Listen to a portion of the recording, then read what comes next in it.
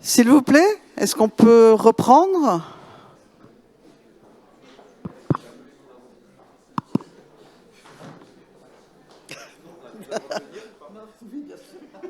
Mais si vous voulez, Christine, venez Christine. Je sais pas, un de chaque côté ou tous les, pas, peu importe. Oui, voilà, mettez-vous au milieu. Allô ? J'attends 1 minute, pas plus. Bon, écoutez, c'est quand on démarre que les gens arrivent généralement. Donc cette conférence, c'est sur l'Europe spatiale. Comme vous le savez, c'est normalement un domaine de coopération européen qui jusqu'à présent n'a pas trop mal fonctionné, mais qui, comme toujours, connaît des tensions. La semaine prochaine, il y a une grande conférence interministérielle sur l'espace, qui devra fixer, où chaque pays européen dira ce qu'il veut mettre sur la table et pour quel programme. Donc ça fixe un peu l'engagement spatial européen sur les 3 ans à venir. Donc je pense que c'est le bon moment de démarrer une conférence. Alors autour de la table, alors vous ne voyez pas tout le monde parce qu'on a 2 personnes en distanciel, mais j'ai monsieur André Hubert Roussel, qui est donc le président d'Ariane Group, et Christine Klein, qui travaille à l'Agence spatiale européenne, qui pourra nous expliquer un peu le mécanisme et qui s'occupe des politiques industrielles à l'Agence spatiale européenne. Excusez-moi, je parle en français. Si vous voulez que je switch en anglais, je peux. En allemand, c'est un peu plus compliqué pour moi. Et à distance, nous avons Gilles Rabin qui a travaillé au CNES et avec différents ministres de la Recherche et qui maintenant est conseiller sur le spatial à l'ambassade de France à Berlin, en Allemagne. Et j'ai aussi monsieur Lutz qui est le chargé de la stratégie des affaires publiques de OHB, OHB étant le grand constructeur de satellites allemand. En gros, on a 3 grands constructeurs de satellites, un franco-allemand Airbus, un peu plus franco-italien Thales Alenia Space et un allemand OHB. Voilà. Vous ayant présenté les interlocuteurs, je vais évidemment d'abord donner la parole à monsieur André Hubert Roussel, puisque vous êtes président d'Ariane Group. Donc, on est dans une phase difficile où on change de lanceur. On avait une fusée qui s'appelait Ariane 5. On doit passer à une fusée qui s'appelle Ariane 6. Un programme qui a été décidé en 2014 avec des retards, des inquiétudes. Donc quand les choses vont bien, quand les programmes vont bien, généralement on s'aime. Et quand ça va pas bien, on a plus de difficultés. Donc ça crée forcément des tensions entre les pays partenaires du programme. Donc c'est pour ça qu'on a donné un peu cet intitulé à la conférence. C'est est-ce que l'Allemagne et la France seront encore des partenaires ou des adversaires ? Surtout sur un domaine qui auparavant était un domaine public et qui est en train de basculer vers une industrie plus privée.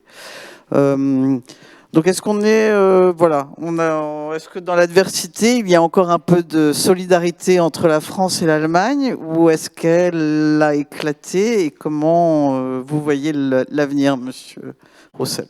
Alors déjà, je ne vais pas commenter les relations politiques entre nos 2 pays. Et je dirais que c'est un peu traditionnel à la veille des conférences ministérielles d'avoir des discussions, je ne vais pas dire tendues, mais en tous les cas un petit peu animées pour se mettre d'accord sur les programmes de l'Europe. Bon, Ariane Group, c'est une société franco-allemande depuis fort longtemps et ses sociétés fondatrices. Et puis surtout, c'est la société qui permet à l'Europe d'avoir son indépendance d'accès à l'espace. Ariane, c'est toute l'histoire de l'Europe, c'est l'un des plus grands succès européens. Et ce que je peux dire, c'est que voilà, quand la France et l'Allemagne sont d'accord, et ce programme il va bien au-delà de la France et l'Allemagne, hein, il regroupe aujourd'hui 13 pays européens. Néanmoins, quand la France et l'Allemagne sont d'accord, ça marche. C'est ça qui a permis de conquérir pour l'Europe son accès autonome à l'espace. qui nous était dénié, voilà, n'ayons pas peur des mots, par les Américains hein, lors du lancement de Symphonie. C'est ça qui est. Est-ce que vous pouvez peut-être rappeler l'anecdote parce que Alors, tout le monde la connaît peut-être pas. Symphonie, c'est un satellite franco-allemand de télécommunications. Et vous savez comment les télécommunications spatiales sont devenues l'un des plus gros marchés commerciaux mondiaux, avec d'ailleurs 2 leaders européens et français, hein, Airbus et Thales Alenia-Space, et un leader allemand, OHB, dans ces domaines-là. Au moment où il a fallu le lancer, les Américains ont dit déjà on ne sait pas quand, et puis par ailleurs de toute façon vous n'aurez pas le droit de l'utiliser à des fins commerciales. C'est uniquement à des fins scientifiques et des fins technologiques. Bon. Voilà.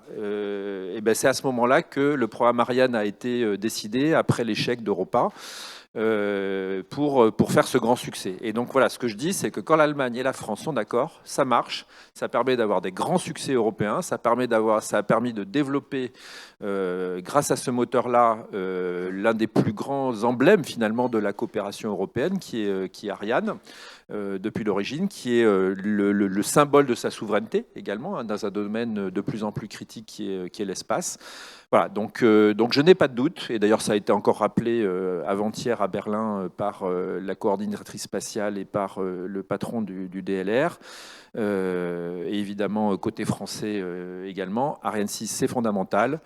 La coopération continue. Vous savez qu'on a déjà des évolutions qui vont être discutées à la ministérielle. Évidemment, on a quelques difficultés sur ce programme qui est un peu compliqué, voilà, et qui en plus a subi voilà, quelques vents adverses avec la crise du Covid et d'autres événements qui sont venus jalonner le parcours. Mais je suis absolument certain que ce sera un grand succès, comme en témoigne d'ailleurs son carnet de commandes. 29 lancements commandés dans le carnet de commandes avant même le premier lancement. Je pense que c'est assez exceptionnel et que ça montre que c'était bien le bon choix pour l'Europe pour maintenir son accès indépendant à l'espace.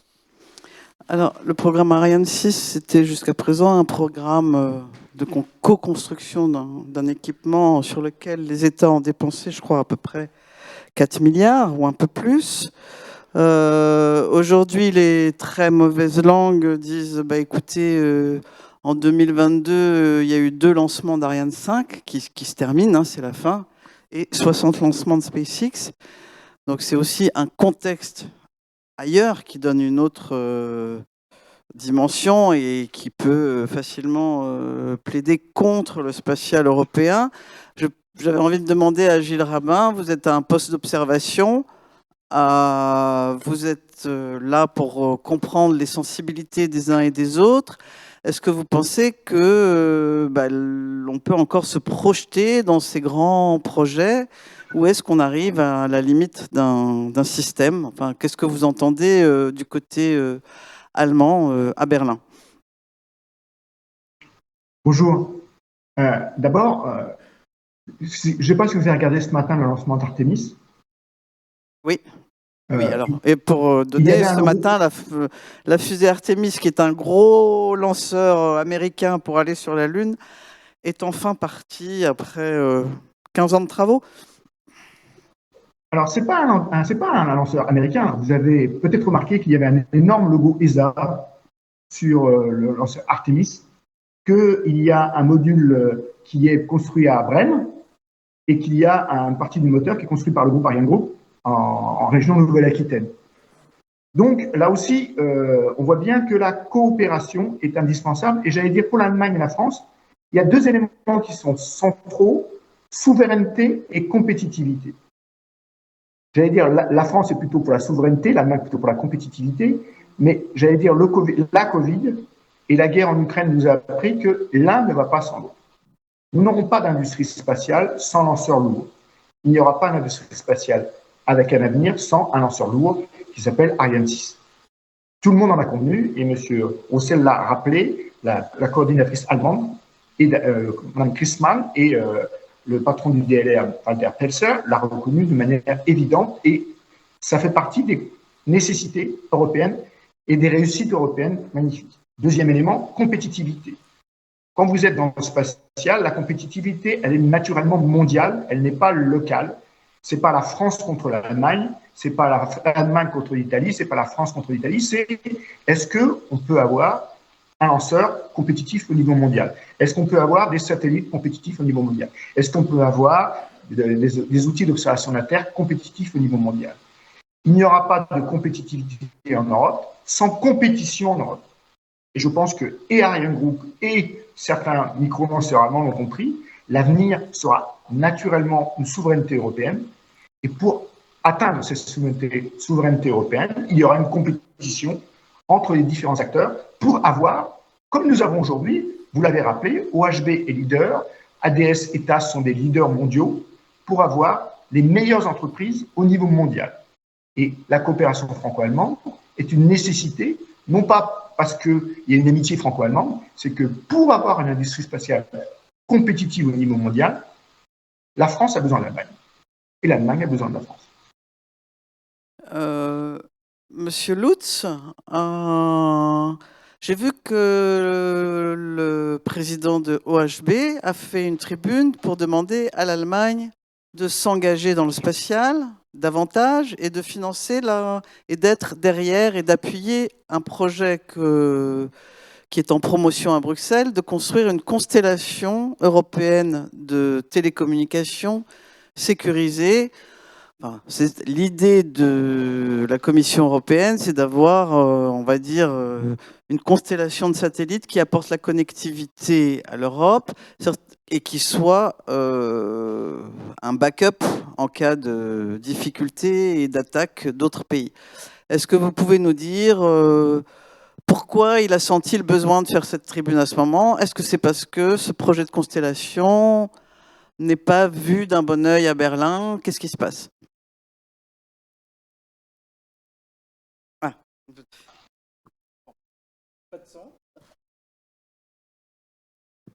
On vous entend pas. Ah, vous êtes sur mute. Now it should be better. Ah, good. Schön. So please allow me to answer in English or German, whatever you prefer, because my active French suffers a bit from having not been used for more than 10 years. As some of you might know, I actually worked for 10 years in France from 2003 to 2013, but that's a while ago, and even then my French was not perfect. So it might be easier for me to express in English or German, whatever you prefer. Okay. If you look at what Europe has achieved in space, we have our sovereign access to space, and you just discussed it. We have achieved sovereignty in navigation. We are even leading in Earth observation, and our contribution to manage climate change from Europe is more important than any other contribution you can find in any other continent. But there is an area where we are relying on either terrestrial infrastructure or on systems which are not under our control. And this is telecommunication. And telecommunication is a key element of today's sovereignty. And this is not only what we as private persons experience every day, but our whole industrial system would more or less collapse if we would be for a few days out of telecommunication capabilities. And this is why we are strongly supporting a sovereign European constellation, and that's what Commissioner Breton in the lead and the Commission is very much supporting, and many European nations are supporting. In general, Germany, by the way, is supporting as well. Yes, the Germans are putting many questions on the table, like the Italians do, by the way. But this is more to understand better what this constellation really should be and what it should serve, because it's planned as a private-public partnership, and it's important to understand what really would be the public part, what is the private part, and so on. So I don't see a resistance. I see a bit a different speed, perhaps, on the German side. So on the question, are France and Germany pulling on the right, on the same string and in the same direction? I would say yes, both are pulling on the same string and in the same direction, but at different speed, which is not necessarily the best, because the faster one always says, "Hey, why are you other ones so slow?" And I need to admit the Germans are pulling a bit more slowly than the French do. but I believe this is a bit the definition phase of such a program, which sometimes sees this circles to discuss. I have no doubt that within the next 12, 14 months, we will see that this project will pass from announcement and definition to something real, to something which becomes real in the implementation phase. And just another example of very strong Franco-German leadership and Franco-German cooperation. Already today, in many satellite programs, we have cooperations with French industry.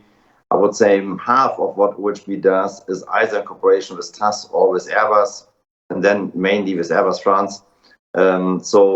Cooperation is very strong and will be the foundation for this next endeavor as well, from my point of view. Ok, donc vous êtes confiant. Je vais poser une petite question à Christine Klein. Est-ce que vous pouvez nous expliquer un peu les enjeux de la ministérielle de la semaine prochaine? Et puis, une question, jusqu'à présent, l'Agence spatiale européenne a réuni les États pour développer une industrie spatiale en Europe avec plutôt du succès. Mais aujourd'hui, vu l'avance qui est prise aux États-Unis par SpaceX et d'autres acteurs, et les milliards dont ils disposent, vu la différence de budget entre la NASA et l'ESA, et vu la volonté de start-up de faire plus vite et mieux, le rôle de l'agence commence à être un peu étrange. On ne sait plus si elle défend des projets souverains ou des projets compétitifs. Alors, est-ce que vous pouvez nous expliquer comment vous voyez l'avenir? Trop. Yes, thank you very much. I continue also talking in English because, yes, I think it's the most common way forward now here for me. I only live in France for 2 years, so I apologize. Next time it will be in French. First of all, what kind of challenges will be next week? If I knew, and if I knew the outcome, I would play lottery. This is for sure. So we will see. Indeed, we have some discussions going on between France and Germany on the launchers issue. But if I may, the panel was called Rivals or Partners. I would not put it as a rival, because rival always has something very aggressive in it. They are partners, and in partners there are discussions, like among brothers, and this is something that needs to be fixed up to next week, and I'm sure it will be fixed as in the last years. It always has been. It was also mentioned, one issue is the secure connectivity. Yes, it's a new program that will be set up. We are in the definition phase. I would also there like to draw a parallel to Copernicus, which was also discussed in 2008, the GMES at that point of time, when it also was a definition at that point of time. The member states agreed to go forward in funding and implementing, and now Copernicus is one of the flagship programs of Europe. Lutz Bertling just mentioned our excellence in the Earth observation. When it comes to the discussions we have currently as regards launchers, SpaceX versus Ariane, you just named the launches in 2022, but I would like to point out something else. In 2021, during Christmas, there were a lot of us sitting in front of the TV watching the launch of the James Webb Space Telescope, which was on a European launcher. This should not be forgotten, that here really the Americans relied on Europe as a reliable partner, and this shows what international cooperation or European cooperation can bring, these successes. We are a reliable partner for NASA. We have a much smaller budget than NASA. This is for sure. The contributions of ESA member states are currently about 5 billion this year, with France and Germany contributing 45% to it. And we show again and again what Europe is able to achieve. And yes, we have Copernicus, we have the Ariane launch with the James Webb Space Telescope, which is very, very successful, and this should always be remembered, I think, if we discuss about, yes, SpaceX versus Ariane. is at stake next week. Indeed, we will ask the member states for contributions. I think the Director General has put up a proposal, a program which is very balanced, which wants to tackle the challenges of society, be it climate change initiatives, be it the secure connectivity, which was brought up. The proposal per se is 18 billion euros, where member states are then invited to contribute according to their strategy and also according to their industrial capabilities. And this is exactly where the Director General wants to bring ESA and the European space up forward to be one global player. Also, one of his strategies is to go more into commercialization. From these 18 billion euros, we have activities in worth of 2 billion euros for commercialization. There will be a new program on the table, which is called Scale Up, where we really want to bring industry, also SMEs and also startups to innovate, but also give them the possibility to get into a marketplace with industry, with traditional industry, and also give them more support in getting financing and private investments. So this is really the turn, also via more commercialization, and ESA wants to be part of it. Alors, généralement, enfin, il y a un domaine sur lequel en ce moment c'est un peu compliqué, c'est celui des lanceurs, puisqu'il y a beaucoup de startups qui veulent faire leurs lanceurs et qui pensent qu'elles vont lancer des satellites aussi bien qu'Ariane ou que Soyuz qui a disparu. Et donc, si elles bénéficient de plus d'argent que le programme de la grande fusée, enfin, quelle est la logique? Comment est-ce qu'on peut harmoniser l'envie de... On sait que l'Allemagne a envie d'avoir un lanceur, on sait que l'Italie en a un et veut le développer pour qu'il soit plus grand, on sait que la France a le lanceur Ariane. Enfin, à chaque fois, c'est des lanceurs soi-disant européens, mais voilà. Est-ce qu'on a besoin d'avoir diffusé en Europe? Est-ce que, Christine, vous voulez démarrer ou... Je peux donner mon point de vue sur la question. Hein. Je pense qu'effectivement... notre vision à Ariane Group en tous les cas et qu'on a promu auprès de l'ESA, qu'on a promu auprès des différents États membres, c'est que en Europe il faut une famille de lanceurs. C'est pas un modèle qui va permettre de tout faire et il faut vraisemblablement, et d'ailleurs on a commencé à le faire avec Vega et avec Ariane qui sont très complémentaires. Voilà, en termes de performance, en termes des missions qu'on peut lancer, et par la diversité du marché, on a besoin d'une famille complémentaire. Ce qu'on pense en revanche, c'est que très bien la compétition pour les idées, pour l'innovation, je dirais à court terme, là c'est normal qu'on soit un petit peu dans cette phase-là où on a un paysage extrêmement volatile et où on se pose des questions, quelle est la meilleure solution dont l'Europe aura besoin dans 5 ans, dans 10 ans, pour lancer ces satellites. Alors à court terme, Gilles Rabin l'a rappelé, l'Europe a besoin d'un lanceur lourd. Donc c'est pas les micro-lanceurs qui sont partout, c'est pas ça leur objectif. On a besoin d'un lanceur lourd, ne serait-ce que par exemple pour lancer des constellations dont on a parlé. C'est pas parce que les satellites sont petits, en revanche on les lance 30 par 30 ou 50 par 50, donc là on a besoin d'un gros lanceur. Donc ça, il n'y a pas de doute là-dessus. Après, dans le futur, voilà, peut-être des nouvelles technologies vont émerger et Ariane Group, dans sa vision, également est en train de pousser ça. Hein. Par exemple, la réutilisation, on pense que c'est le moment.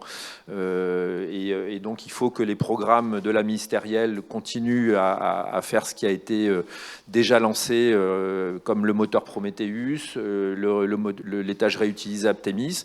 On a proposé aussi des idées, au même titre que d'autres SME ou start-up, comme par exemple le programme SUSI, pour faire un deuxième étage réutilisable, j'allais dire, hein, d'abord de la logistique spatiale, parce qu'on va en avoir besoin dans notre vision du transport spatial du futur, et puis à terme, avoir un lanceur entier, ou une famille de lanceurs, en tous les cas, totalement réutilisable en Europe. C'est en tous les cas ce qu'on pense pour l'avenir. Oui, monsieur.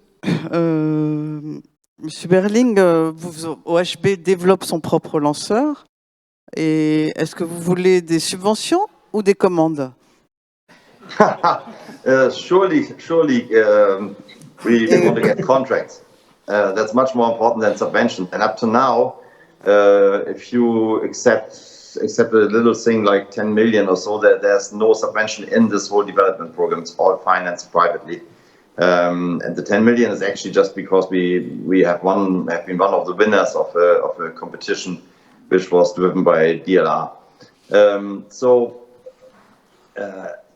Actually, in the world, first I agree to Ariane Group. It's very important to get Ariane 6 ready and flying, and that's the primary objective which we all need to have in Europe at the moment. We need to get it flying, very, very simple. And I think the nations are fully behind it. France is fully behind it. Germany is fully behind it. We need to make it fly. On the micro launchers, if you look at it worldwide, you can count more than 100 initiatives for micro launchers, from PowerPoint only up to flying micro launchers, which have done tens of launches already. Not many will survive. It's at the end a product for the international market, and to my mind, there will be 4 or 5 worldwide which will survive, not more. There might be 1, 2 of them European, not more.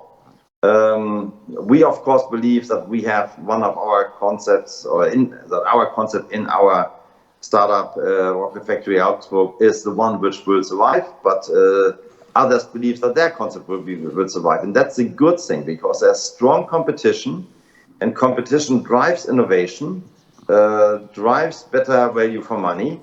I believe there's nothing else which is driving it as much as competition, and in the micro launcher area, it's very much for commercial market. It's the right thing to have it through competition.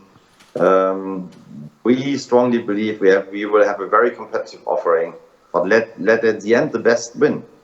Very simple. And therefore, it's about contracts. It's not about subventions. It's really about coming up with best value for money and win market share. Alors, je vais poser la question à Gilles Rabin. Normalement, le conflit en Ukraine montre quand même que celui qui a la maîtrise du ciel et du renseignement et des satellites peut faire beaucoup, et que celui qui ne l'a pas en fait moins. Donc l'espace est de plus en plus stratégique.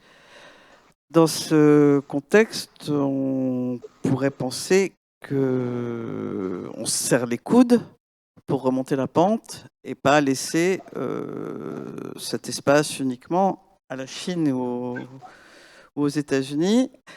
Et en même temps, il y a cette espèce d'éclosion de projets privés, de lanceurs privés, de satellites, de constellations dans tous les sens, où chaque pays maintenant veut défendre ses propres startups. Alors, comment est-ce qu'on peut concilier les deux? Enfin, voilà. Est-ce qu'il y a une prise de conscience qu'il faut serrer les coudes, ou au contraire, comme on rentre dans un domaine où l'espace devient un domaine de compétition économique et plus un domaine de coopération et de grands projets, on passe à une renationalisation des politiques spatiales? Alors, je pense qu'encore une fois, l'Europe sera compétitive si on travaille en commun. Si on travaille nation par nation, on ne sera pas compétitif. Donc, j'allais dire, c'est pas l'amitié franco-allemande, c'est la... Vous savez, quand on est consultant, on dit mieux qu'un ami, un client. C'est exactement ça. Il faut qu'on travaille ensemble parce qu'on n'a pas le choix. C'est pas la réconciliation franco-allemande, c'est pas le traité de 62. On a besoin de l'économie allemande, on a besoin Ariane Group a besoin d'Allemagne parce qu'Ariane Group produit en Allemagne, a des salariés en Allemagne. Il y a OHB travaille avec la France, TAS travaille, etc. Donc on a besoin de ce partenariat. Qu'il y ait des startups, mais quel bonheur! Quel bonheur! Quelle joie d'avoir des nouveaux entrants dans ce monde-là. La seule question, c'est que la compétition elle est à niveau mondial et que l'Europe, ESA, Union européenne, doit organiser cette compétition. Parce que, comme l'a dit M. Batet, il n'y aura pas beaucoup de survivants à la fin. Et donc, ce qu'on veut, c'est que l'Europe ait les meilleurs micro-lanceurs. Et le meilleur micro-lanceur, il s'appellera peut-être Maya, d'Ariane Group, il s'appellera peut-être RFA, il s'appellera peut-être ISA Aerospace, il s'appellera peut-être comme les Espagnols Pangea. On veut le meilleur. Si l'Europe doit survivre dans cette compétition internationale spatiale, il faut que l'Europe ait les meilleurs. Donc il faut comprendre ça, et je pense que l'ESA l'a parfaitement compris, que l'Union européenne a parfaitement compris. Il faut organiser cette compétition, qu'elle soit juste, transparente, volontaire, Et si elle a toutes ces qualités-là, l'Europe sera compétitive au niveau mondial. On aura un lanceur lourd Ariane 6 compétitif au niveau mondial. On aura un micro-lanceur compétitif au niveau mondial. Et donc, j'allais dire, on existera dans les 5-10 ans à venir au niveau mondial. Ok. Madame Klein, que pensez-vous? Est-ce que l'Agence spatiale européenne organise... Enfin, comment dire? Aujourd'hui, l'Agence spatiale européenne fonctionne sur le principe du retour géographique. Si je contribue, si je mets un budget sur un programme, il doit être produit chez moi. Donc, le concept de compétition est quand même très compliqué. On ne peut pas développer une industrie, on rentre les tôles à un endroit, on les sort à l'autre, et c'est sur un seul pays en Europe. Il faut que ce soit tout réparti sur 10, 15, 20 pays. Donc, est-ce qu'on peut continuer? Enfin, comment vous soutenez des startups? Comment vous soutenez des programmes quand on rentre effectivement dans une compétition mondiale où il faut être compétitif, producteur? On ne demande pas à Renault ou à BMW de partager les pièces de son moteur entre 15 pays au départ, quoi.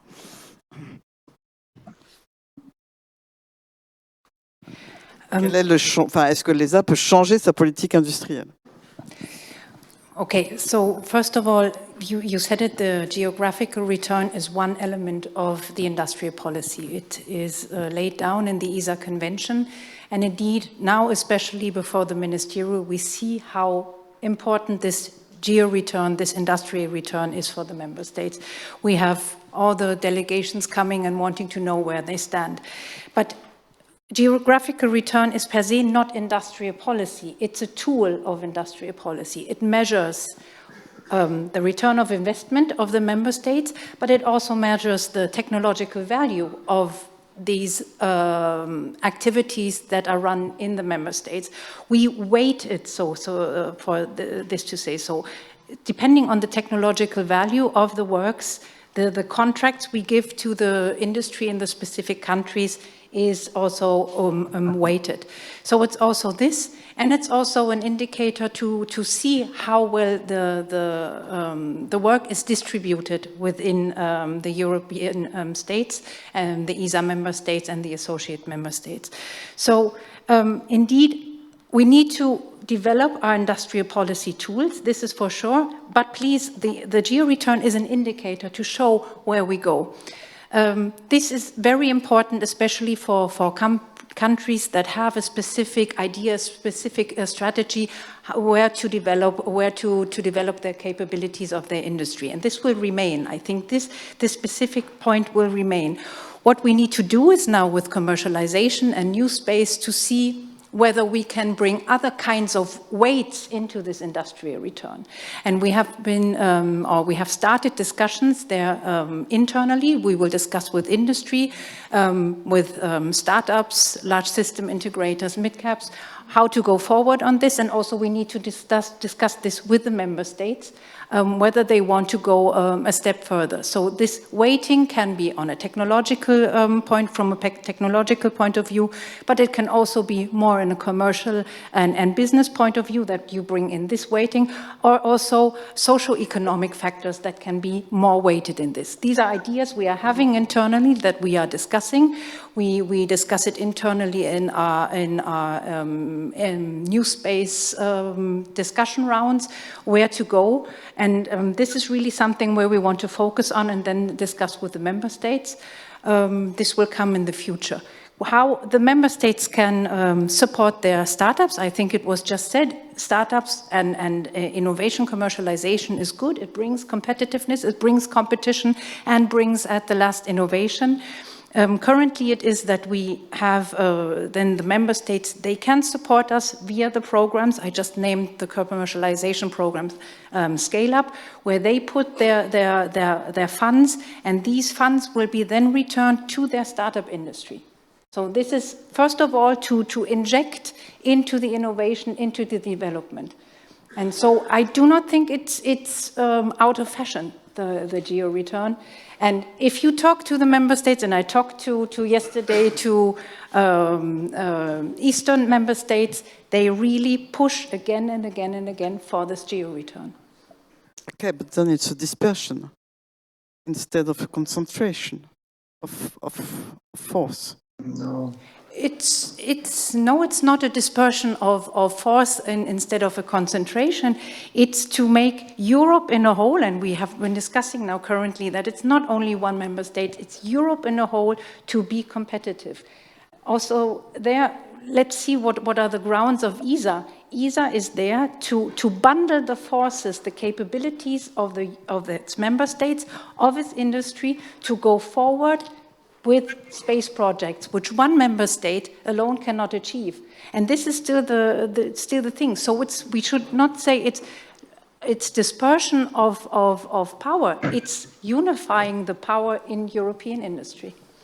Okay. May I add one word from industry side? Because I can only support this. If you look on some of the missions, in particular Franco-German missions, which we have done, Meteosat third generation with sounder weather satellites, which will look into the composition of the atmosphere, not only looking at how clouds are distributed, but really looking into the cloud. For example, CO2M mission which we are doing together with TAS France, which will not only measure CO2 emissions, but it will characterize them as natural or human-made CO2 emissions. It's a policing for the Paris Climate Treaty. We are doing in this principle, by bundling the forces, as just said, we are doing missions which nobody else in the world was absolutely capable to do. We are really bringing European leadership by bundling the capabilities, the competencies of different industrial players in Europe together. Okay. On va terminer. Je vais poser peut-être une question finale. Est-ce que vous pensez, Monsieur André Hubert-Rossel, qu'on va pouvoir tenir notre rang vis-à-vis des États-Unis dans les 10 ans qui viennent? Écoutez, bon, déjà, je pense que les deux modèles ne sont pas comparables. Moi, je salue l'ambition portée par le directeur général de l'ESA à l'approche de cette ministérielle d'augmenter le budget de l'ESA de 28%. Ça veut dire que c'est porteur d'une vraie ambition et en même temps, ça reste raisonnable. Parce que si on veut doubler le budget, évidemment, l'industrie européenne ne saura pas faire face, n'aura pas les compétences, n'aura pas les personnels pour développer ces sujets. Donc, ça veut dire qu'on va augmenter notre dépendance et acheter à l'étranger. Donc je trouve que je le salue. Je salue aussi la Commission européenne qui est porteuse d'une ambition dans le domaine spatial. Voilà, et sans grande ambition, sans grand projet, sans grand programme, il n'y a pas de coopération et on ne retient pas nos talents et on ne prépare pas l'avenir. Et je pense que voilà, je salue évidemment cette ambition et j'espère que les États membres auront la sagesse de trouver les coopérations au travers de l'ESA pour lancer ces grands programmes et continuer à faire de l'Europe une grande puissance spatiale qu'elle a réussi à être aujourd'hui, extrêmement compétitive, malgré des budgets sans commune mesure avec ceux qui sont déployés aux États-Unis. Je pense que c'est un bon mot de la fin. Si quelqu'un a une question. Oui. On a beaucoup parlé des États-Unis, mais qu'en est-il de la Chine? La Chine est très active aussi en Europe. Dans le secteur de la défense, c'est assez redoutable. dans la défense, oui. Dans le spatial, personnellement, j'en sais rien. Il y a quelques coopérations, enfin peut-être que Gilles pourrait en parler mieux que moi. Oui, on a des coopérations avec la Chine. On sera notamment, excusez-moi l'expression, le CNES sera présent sur Chang'e 6 avec les Chinois sur le rover sur la face cachée de la Lune. Donc, peut-être la seule différence qu'il y a entre la France et l'Allemagne, c'est que la France, on a des coopérations avec le monde entier. On a toujours construit notre stratégie spatiale, la France, en coopérant. On a coopéré avec l'Union soviétique, à l'époque où c'était pas forcément très bien vu. On coopère aujourd'hui avec la Chine. On coopère avec tous les pays du monde, à part la Corée du Nord. On le confirme. Donc, j'allais dire, on doit travailler ensemble. Et j'allais dire, on doit avoir des ambitions ensemble. Mais on doit être compétitif contre eux. On doit être compétitif contre les Américains et on doit être compétitif contre les Chinois. Et c'est pour ça qu'on a besoin d'un lanceur lourd, des micro-lanceurs, de satellites, d'observation de la Terre. Il faut qu'on soit compétitif au niveau mondial. Sinon, nous n'existons plus. voulez ajouter un mot? Non? Je pense qu'il faut qu'on passe à l'autre table ronde, oui? Bon, écoutez, je vous remercie beaucoup. Merci Anne.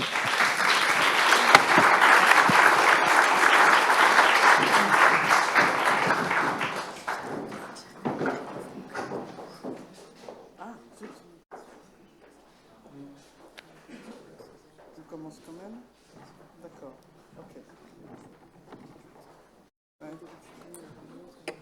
Elle était? D'accord.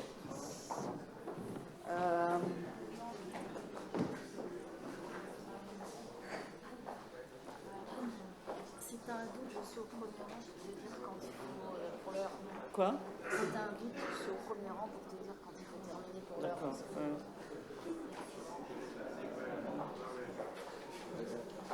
Ouais, c'est juste. Oui, oui, oui. Alors.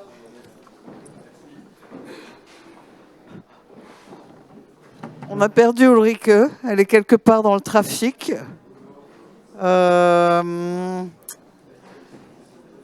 Et donc, c'est un peu compliqué. On va quand même commencer sans elle. Mais voilà. Je pense que elle n'a pas mesuré ce que voulait dire une traversée de Paris. Ce sont des choses qui arrivent. Donc, on va démarrer cette table ronde. On l'avait intitulée « Défense et durabilité, est-ce que c'est conciliable ?» En fait, ce thème était parti plutôt des constats qui étaient faits l'année dernière. Enfin, on va en reparler avec Antoine Bouvier, qui est donc patron de la stratégie chez Airbus, du groupe Airbus, directeur de la stratégie des acquisitions et des fusions, et avec Adrien Estève, qui est à l'IRSEM. L'IRSEM, c'est un organisme de recherche qui est un peu dans la sphère de l'armée française et qui a étudié les questions d'environnement, de durabilité, de changement climatique, de défense, etc. Alors, l'année dernière, on avait eu, il y a un an, le même format un peu le German Business Forum. Et sur la table ronde défense, les industriels, aussi bien français qu'allemands, étaient très inquiets des normes ESG, Environmental, Sustainable, etc. Et disaient que de plus en plus, ils avaient du mal à trouver des financements et que pour une industrie qui est quand même un peu vitale, la vie devenait très compliquée. Alors moi, j'ai juste envie de demander à l'époque, la Russie n'avait pas attaqué l'Ukraine. Le monde n'était pas beaucoup plus friendly, mais bon, on était quand même dans un contexte complètement différent. Aujourd'hui, on reproche à la France et à l'Allemagne de ne pas produire assez, de produire trop lentement et de n'avoir rien en stock et que leur aide à l'Ukraine est dérisoire comparée à la profondeur de la poche américaine. Bon, je vois qu'on a peut-être une rescapée. Voilà. Donc, Monsieur Bouvier, bon, vous avez un poste d'observation quand même incroyable chez Airbus. Donc, qu'est-ce que vous pouvez nous parler de cette évolution de on trouve pas de financement à on se fait taper sur les doigts parce qu'on produit trop lentement et trop peu? Yeah, Anne, thank you. Yes, this is a paradox that we have to manage, which is, I would say, even more a paradox today than it used to be 1 year ago. For the last 3 decades, we have enjoyed what we used to think was what we call the peace dividends. And the war in Ukraine is just a wake-up call that unfortunately there is no peace dividend, and we have also to admit that these 2 words, peace dividends, have been used mainly in Europe and not in the rest of the world. So 1 year ago, we were very concerned about taxonomy, not taxonomy as a whole, social taxonomy. So the Airbus is very much aligned with the environmental taxonomy, which is the use of aircraft, decarbonization. So it's social taxonomy, which is focusing on defense and more or less explaining that defense is in itself an unsustainable activity. So we have had social taxonomy, we have had the so-called eco-label, and now what we see is that in Brussels, these two initiatives will be postponed to the next commission. What we also see is that in March, there was an EU Council and in Versailles, and two decisions or two statements were made. First, the defense industry should not be restricted in terms of access to funding. And second, which is very symbolic, is the European Investment Bank should invest in defense, which is something very drastic change against what used to be the policy of EIB. But what we see... Has it been decided or it has been... No, it is a statement. Okay, just a statement. It's a statement. And there is a long way to go between a statement and something that we see is changing in the day-to-day life of defense companies. And what we see is no change on the policies of the banks, of the insurance companies, more and more difficulty for the SMEs to access to funding. And I can tell you certainly not oppose in any way of the type of, I would say, anti-defense lobbying that we see from a number of organizations and ONGs in Brussels. So we are still very concerned, and we are even more concerned because there is a growing gap between what is expected from us, the defense industry, and what we see in terms of restrictions and in terms of limitations of access to funding. Okay, so it hasn't disappeared. Alors, je vais poser la question. Vous avez fait une recherche sur environnement, défense. Vous avez publié un livre, excusez-moi, est-ce que vous pouvez rappeler son titre? Je l'ai noté quelque part, mais je ne retrouve plus mes notes. Guerre et écologie, l'environnement et le climat dans les politiques de défense. Voilà. Et donc, l'industrie de défense dit et rappelle, il n'y a pas d'environnement s'il n'y a pas de sécurité. Donc, arrêtez de nous mettre... et c'est vrai que dans les critères d'ONG ou dans les critères produire des armes, c'est une chose qui tue, donc c'est mal, quoi. Donc comment est-ce que vous avez vu un débat un peu évoluer au cours de l'année passée? Enfin, je vais vous poser la même question. Où est-ce que vous pensez qu'on est est-ce que cet argument de l'industrie de défense, il n'y a pas d'environnement sans sécurité, progresse ou est-ce qu'il stagne? Alors j'ai envie de dire que non seulement cette idée progresse, mais elle a subi une importante transformation et la guerre en Ukraine n'est pas étrangère à cet état de fait. Le lien entre environnement et défense est un peu étrange à faire. Je ne cache pas que si je vous présente, je vous donne le titre de mon livre qui est Guerre et écologie, vous allez me dire, bon, on est sur deux choses complètement opposées. Dans les faits, quand vous pensez un petit peu, et la taxonomie en fait rentre dans cette logique-là, quand vous pensez un peu aux contraintes réglementaires qui aujourd'hui commencent à naître dans l'industrie civile, mais aussi dans l'industrie de défense, en matière environnementale et climatique, on est face à une nécessité d'une part d'anticiper aussi ces normes et d'anticiper les contraintes réglementaires qui vont être imposées à l'industrie de défense d'ici quelques années. Il y a une directive européenne qui avait un peu marqué un tournant de ce point de vue-là, qui était la directive REACH, il y a quelques années, qui a imposé le bannissement de certains composés des procédés industriels, les processus industriels, et qui avait fait l'effet d'un électrochoc un petit peu au sein du secteur de la défense, qui a dû donc changer un petit peu ses manières de fonctionner. Le lien entre défense et durabilité, j'aurais envie d'insister là-dessus, c'est pas seulement un lien réglementaire. Il y a des conséquences opérationnelles très lourdes à introduire la durabilité dans l'industrie de défense et dans la réflexion stratégique. Aujourd'hui, les armées et le secteur de la défense dépendent très largement, pour sa capacité de projection, des énergies fossiles, et en particulier du pétrole, qui permet à l'armée française, à l'armée américaine, à l'armée allemande encore aujourd'hui, de se projeter sur des théâtres d'opération étrangers et de le faire de manière efficiente. Voilà, il faut vous dire ce qui est. Aujourd'hui, le fuel est l'énergie qui est la plus présente dans le mix énergétique des forces armées. Ce qui pose des problèmes assez importants, puisque les Américains l'ont constaté en Irak. Quand vous dépendez du fuel, vous dépendez de l'approvisionnement en fuel. Vous dépendez des convois d'approvisionnement en fuel. Et ces convois, quand on a des armées qui se projettent rapidement, ont quelques problèmes à suivre, en réalité, l'avancée des troupes. Et j'ai envie de dire que la Russie a expérimenté les mêmes problèmes en Ukraine, avec une armée russe qui a avancé très vite et des chaînes logistiques qui n'ont pas suivi, notamment pour le fuel. On l'a vu, on a tous vu les images de ces tanks russes, de ces chars russes bloqués en Ukraine. C'est aussi parce que les chaînes logistiques ne suivaient pas. Donc il y a une vraie réflexion à avoir aujourd'hui en termes de durabilité sur une stratégie finalement énergétique qui permettrait de renforcer l'autonomie des troupes et de renforcer l'efficience des chaînes logistiques. Et c'est une réflexion qui a été entamée aux États-Unis, qui est entamée en France également, et je pense que M. Bouvier a vu passer ces documents. La France aujourd'hui, l'Allemagne aussi, ont des stratégies énergétiques de défense où l'on essaye d'explorer de nouvelles sources d'énergie pour renforcer la capacité opérationnelle des troupes. Donc ce n'est pas un sujet d'écolo finalement, la question de la durabilité dans la défense, c'est un sujet extrêmement opérationnel et qui a des impacts opérationnels très lourds.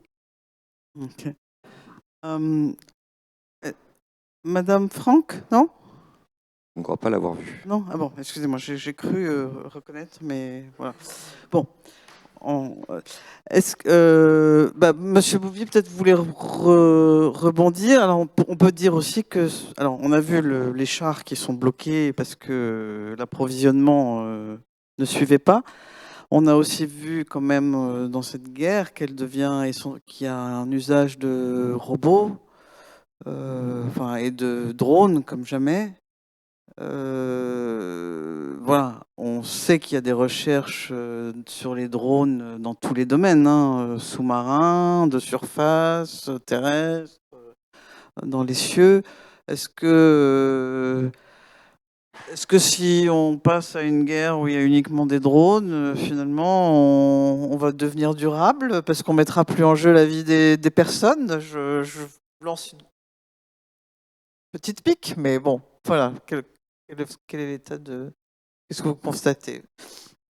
So this question of drones is a very large question with industrial, military and ESG perspective. So since the theme of this roundtable is ESG, I will not enter into different questions about operational use, but focus on the ESG.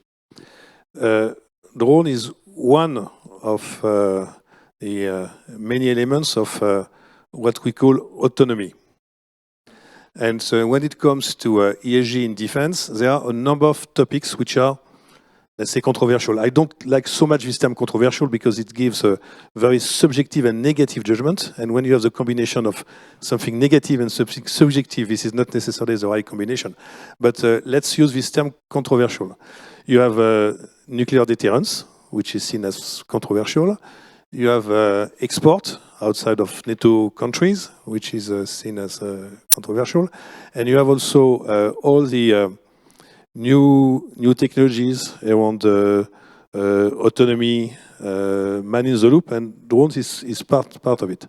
And we in Airbus, but we are just with our colleagues from the defense industry, it's with our countries also, Germany, France. This type of strategic thinking and ESG thinking is very strong in Germany. You may remember what used to be years ago the controversy in France about armed drones. The position which has changed in Germany. So this we should not oppose France and Germany. Maybe there is some time difference for this type of topic, but finally now two countries have more or less converged on this difficult topic. So autonomy, man in the loop. We have a product policy, and this product policy is permanently assessed and tested against our values, what are also the orientations, sometimes regulations of our different countries, specifically France, Germany, Spain, and the UK. And to specifically answer this your point, our policy is that we should keep anytime and every time the man in the loop for every decision which is potentially lethal. It doesn't mean that autonomy and drones cannot act in a way which is using artificial intelligence or autonomy to have a better understanding of what we call the situational awareness, in particular to reduce the collateral damages. But the principle is man in the loop, and any little decision is at the end decided by a person.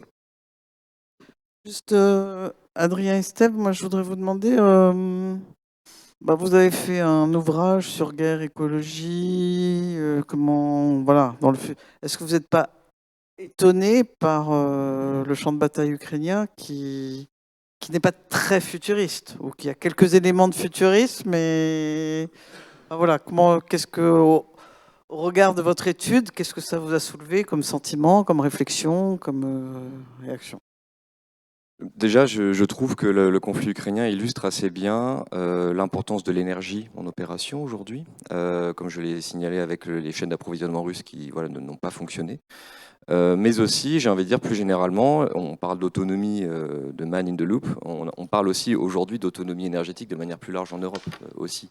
Le conflit ukrainien a amené une conscience plus accrue de la dépendance énergétique que nous avons envers l'État russe, de la dépendance énergétique que nous avons envers la Chine. Ça a été évoqué plusieurs fois depuis le début de ces rencontres.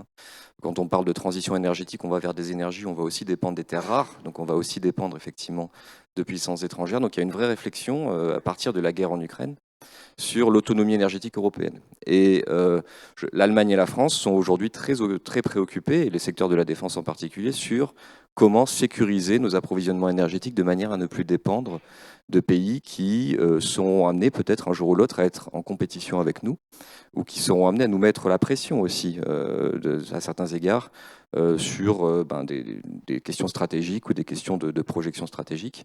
Donc je pense que le conflit ukrainien a amené déjà, d'une part, la réflexion, comme je disais, sur les théâtres d'opération de l'énergie, plus généralement de l'autonomie énergétique européenne, voire de l'indépendance énergétique européenne, mais on en est très loin aujourd'hui. Finalement, quand on parle de guerre et écologie, le conflit ukrainien nous a aussi amené à réfléchir sur les équipements que nous utilisons et la manière de combattre. On a parlé des drones à l'instant, on a parlé de la robotisation de la guerre. Effectivement, dans le conflit ukrainien, on voit une prolifération du usage des drones maritimes, aériens, terrestres, qui sont utilisés des deux côtés. Et ça pose un certain nombre de questions aussi sur, man in the loop. Finalement, est-ce que les hommes sont aujourd'hui réellement au cœur du processus décisionnel? À quel point est-ce que finalement on respecte le droit de la guerre quand un homme est dans in the loop, ou est-ce que quand un drone prend les décisions? Donc, quand on voit les conséquences environnementales du conflit aujourd'hui, qui sont désastreuses, on l'a tous constaté, est-ce que finalement, on est face à une évolution de la conflictualité où on va aller vers plus de robotisation? Est-ce que cette robotisation va entraîner de meilleures décisions? Et ça, c'est une question plus générale. Est-ce que la robotisation de la guerre, c'est une bonne chose d'un point de vue décisionnel et d'un point de vue du ciblage aussi, plus généralement? Ou est-ce que finalement, ça ne va que faire amplifier les conséquences des guerres? Et ça, c'est une question que j'ai envie de dire ouverte, et je pense que la personne, Monsieur Bouvier, est plus à même d'y répondre directement. Monsieur Bouvier, alors bon, on va quand même parler un peu de franco-allemand, puisqu'en ce moment, dans la défense, alors évidemment, nous, on met le zoom sur ce qui ne va pas, et c'est-à-dire sur un certain nombre de programmes qui ont été lancés et qui n'avancent pas. Donc, en gros, le char du futur, l'avion du futur, la rénovation du Tigre, les patrouilles, enfin tout ce qui a été annoncé et qui, 5 ans après, n'a toujours pas émergé. On a aussi des différents, on n'a pas très bien compris sur la protection anti-aérienne dont ont besoin malheureusement tous les pays. Mais bon, apparemment, on démarre à quelques pays et pas à tous les pays. Et quand même, il y a 2 jours, vous avez fait l'industrie de défense allemande et l'industrie de défense française ont fait une conférence à Berlin pour dire si, on y va, on va faire ensemble l'avion du futur, ça va bien se passer, on est alignés. Alors, est-ce que le conflit ukrainien rapproche en obligeant l'Allemagne à avoir une conscience de la nécessité d'avoir une défense plus musclée? Ou est-ce qu'il entraîne tellement de changements que pour l'instant, on est dans une espèce de... Vous voyez ce que je veux dire on est plutôt dans un éclatement, ce qui suscite des... Voilà. Maybe the answer is yes to your 2 questions. And yes, you're right. But you, as a journalist, you have to zoom on what is more an issue than something which could be seen as more positive and optimistic. So when we see what has changed, what has been the Zeitenwende, if I use my limited German the right way, since the war in Ukraine, center of gravity of Europe is moving eastwards. We have now a wake-up call about high-intensity conflict in Europe. We have a deep energy crisis, which is just illustrating, and more illustrating, which is just the direct consequence of policy of dependency on Russia. We have a very new relationship to build up with China. We have a competitiveness gap between Europe and the US due to the price of energy. We have the consequences and impact of sanctions, which are to a large extent supported by Europe and to a lesser extent supported by the US. And we don't see really what we would like to be the end game in Ukraine. In any conflict, it is important to say, okay, this is our objective. This is what we want to achieve. What is the end game? When we listen to the different countries, even within NATO, there are different views about what should be the end game. And I'm sure you perfectly understand what I mean. There are different ambitions in terms of what will be the size and the objective of the conflict with Russia. So once this is said, is it really a surprise that between these two main EU countries, not European countries, because I don't discount the UK, but EU, European Union country, is it a surprise that there are some tensions, some difficulties, some topics which are more difficult than they used to be? No. When Olaf Scholz has delivered his speech in Prague, this was not a coincidence, it was in Prague.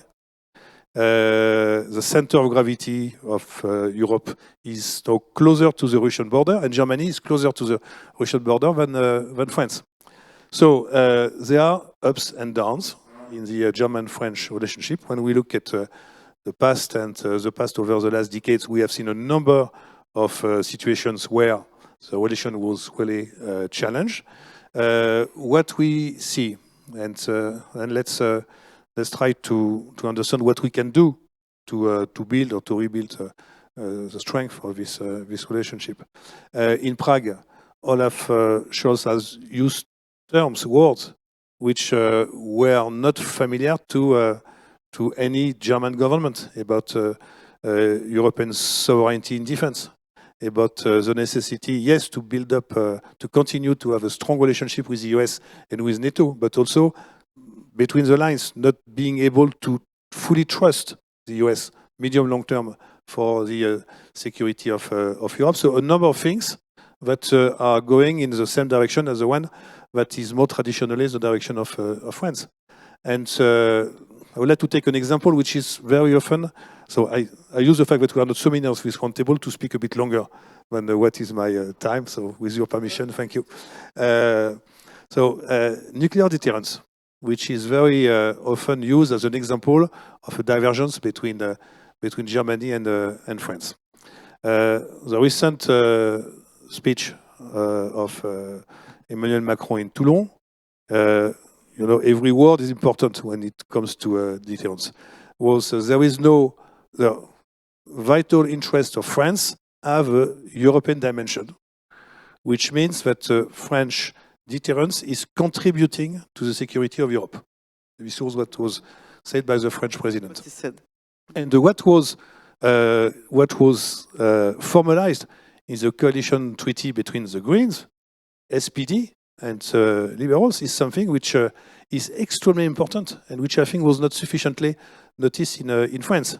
First, the coalition agreement is supporting NATO as a nuclear alliance, which was not necessarily something which was taken for granted. And even more important, as you know, there is this group of 5 countries, Germany, Italy, Turkey, Belgium, Netherlands, which are part of the so-called nuclear sharing scheme within NATO, which is countries which obviously are not owners of any nuclear armament, but carry the B-61 US atomic bomb under their dual capability aircraft. And then in this coalition treaty, there was a confirmation that Germany will remain a member of the nuclear sharing alliance, which is something, unfortunately, in France, this has not been noticed enough. This is going well in the right direction. So there are a number of things which are going in the right direction and convergence, which are, unfortunately, a bit disregarded. Okay, so now Germany is now aware of sovereignty issues. Okay, to have a kind of nuclear deterrence that we interpret in France like buying F-35, buying, you know, without seeing the big picture. And can you tell us just a word about the SCAF? Because the program. So I will come on the program. I have not forgotten the first part of your question. But if I may just come back 1 second, because you say interpret as a F-35. Currently, the B-61 in Luftwaffe is carried by the Tornado. Tornado will retire, and then Germany needs to have another aircraft to carry the B-61. And whether or not this could have been the Eurofighter, maybe, but this has been a discussion between the US and Germany. At the end, they have 35. How many there are? 35, which is equivalent to the number of Tornado to carry the B-61. So the rationale behind the F-35 decision in Germany has not been well understood in France. So about all the programs, some of them are have been delayed.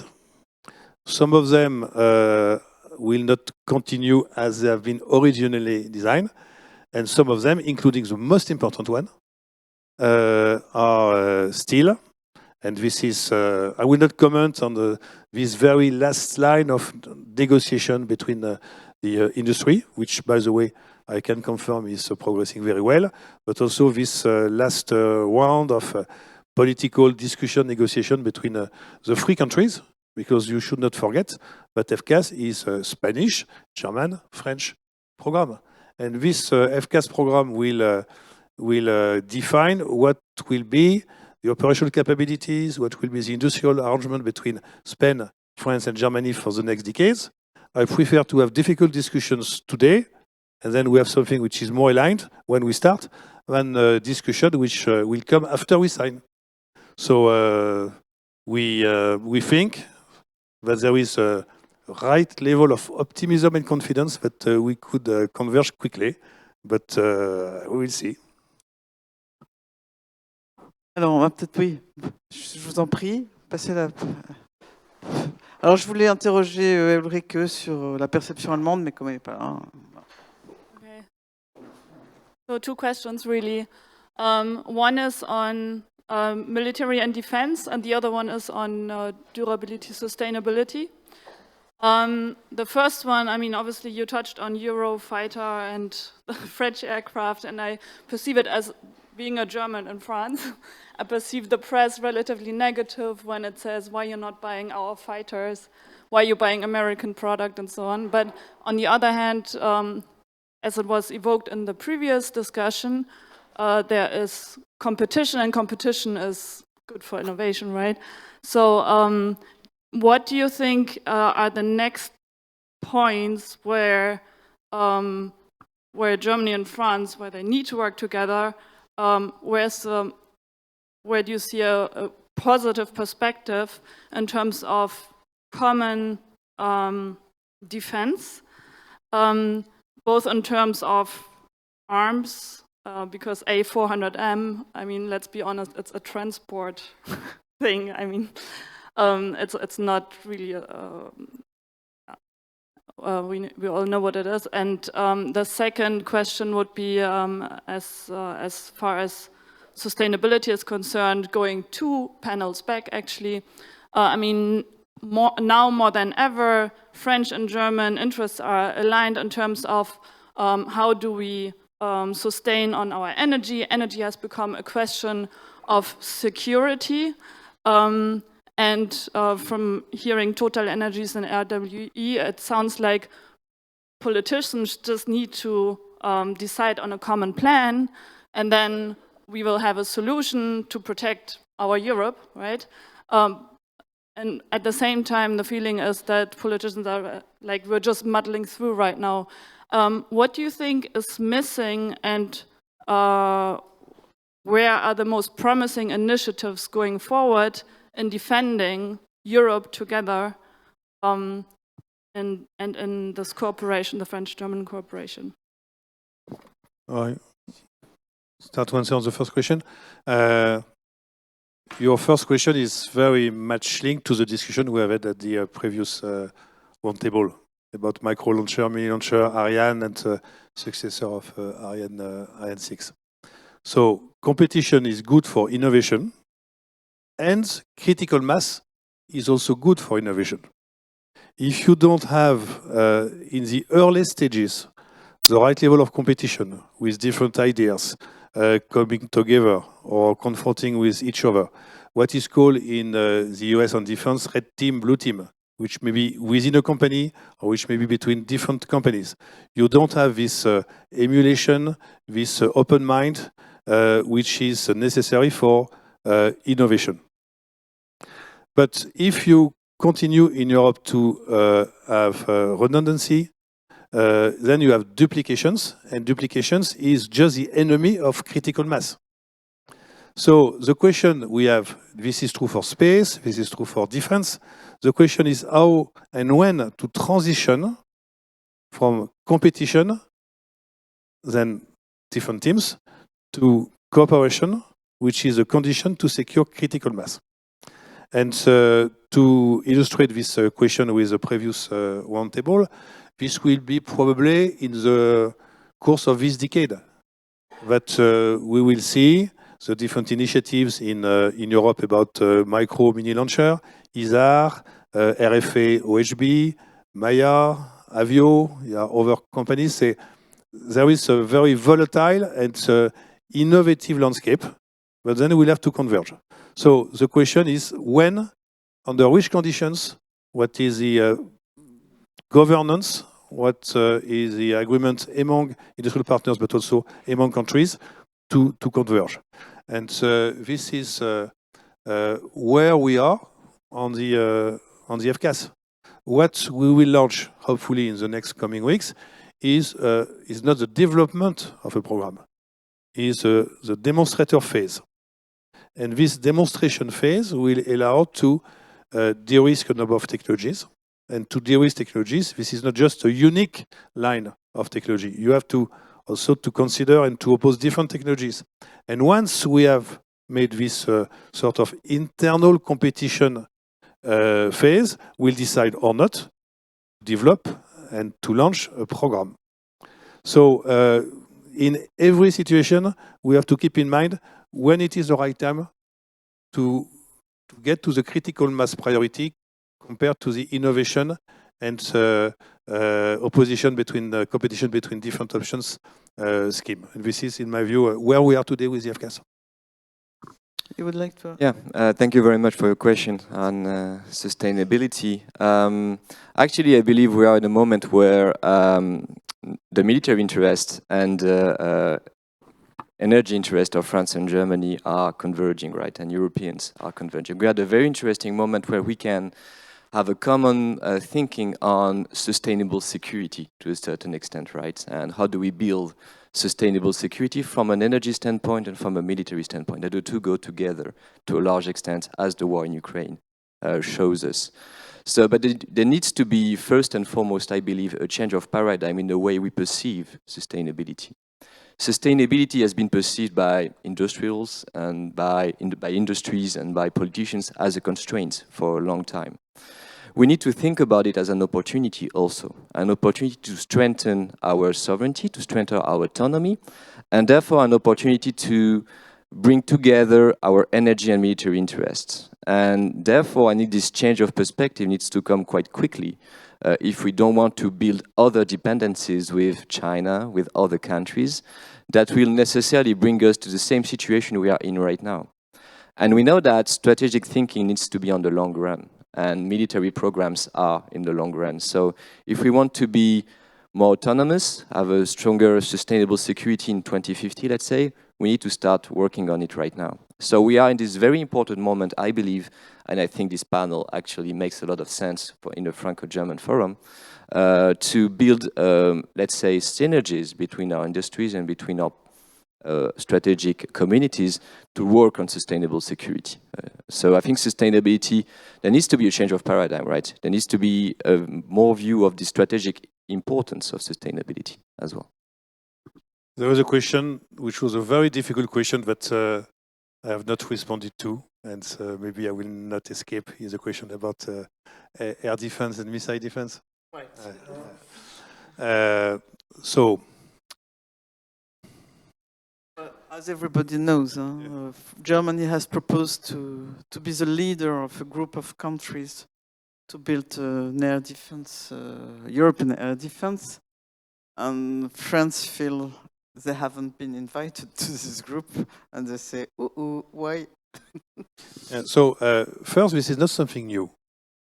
No, not at all. Because when you may remember the MIATS program, the TLVS program, which used to be cooperation between the US, Germany, and Italy, have been discontinued by the US. The MIATS have been restated by the US and Germany with the name TLVS, and at the end were not confirmed.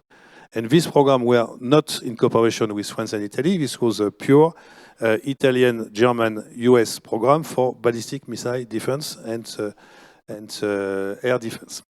There is something which should be understood before we enter into any discussion about programs.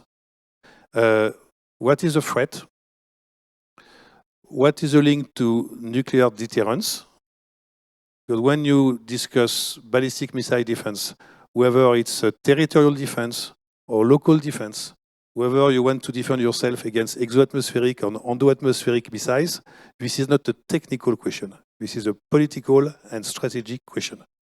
And I will not enter into this debate, which is probably the most difficult one today between France and Germany. I will just say that this is, in my view, an opportunity to take some distance with the different programs which have been mentioned, the Italian-French SAMP-TSTER, this program with Germany and some countries of Middle Europa, and then for France and Germany to take some distance and to have a look which is not program-oriented, but which is focusing on what is a threat, what is the way to defend Europe against this threat, and how to position this defense with other elements which are directly linked to this debate, which are nuclear deterrence, and position it towards Russia, Iran, and potentially China. And I see it as an opportunity for the countries. The industry will just support the countries to have this strategic discussion. Ok. Bon, oui, je pense qu'il est l'heure de clore. On va garder en tête qu'il y a un débat à suivre intéressant qui s'ouvre. Et puis, on va ouvrir l'heure du déjeuner. Ah ah, pardon. Bah, alors, on va ouvrir l'heure de la prochaine conférence. Excusez-moi.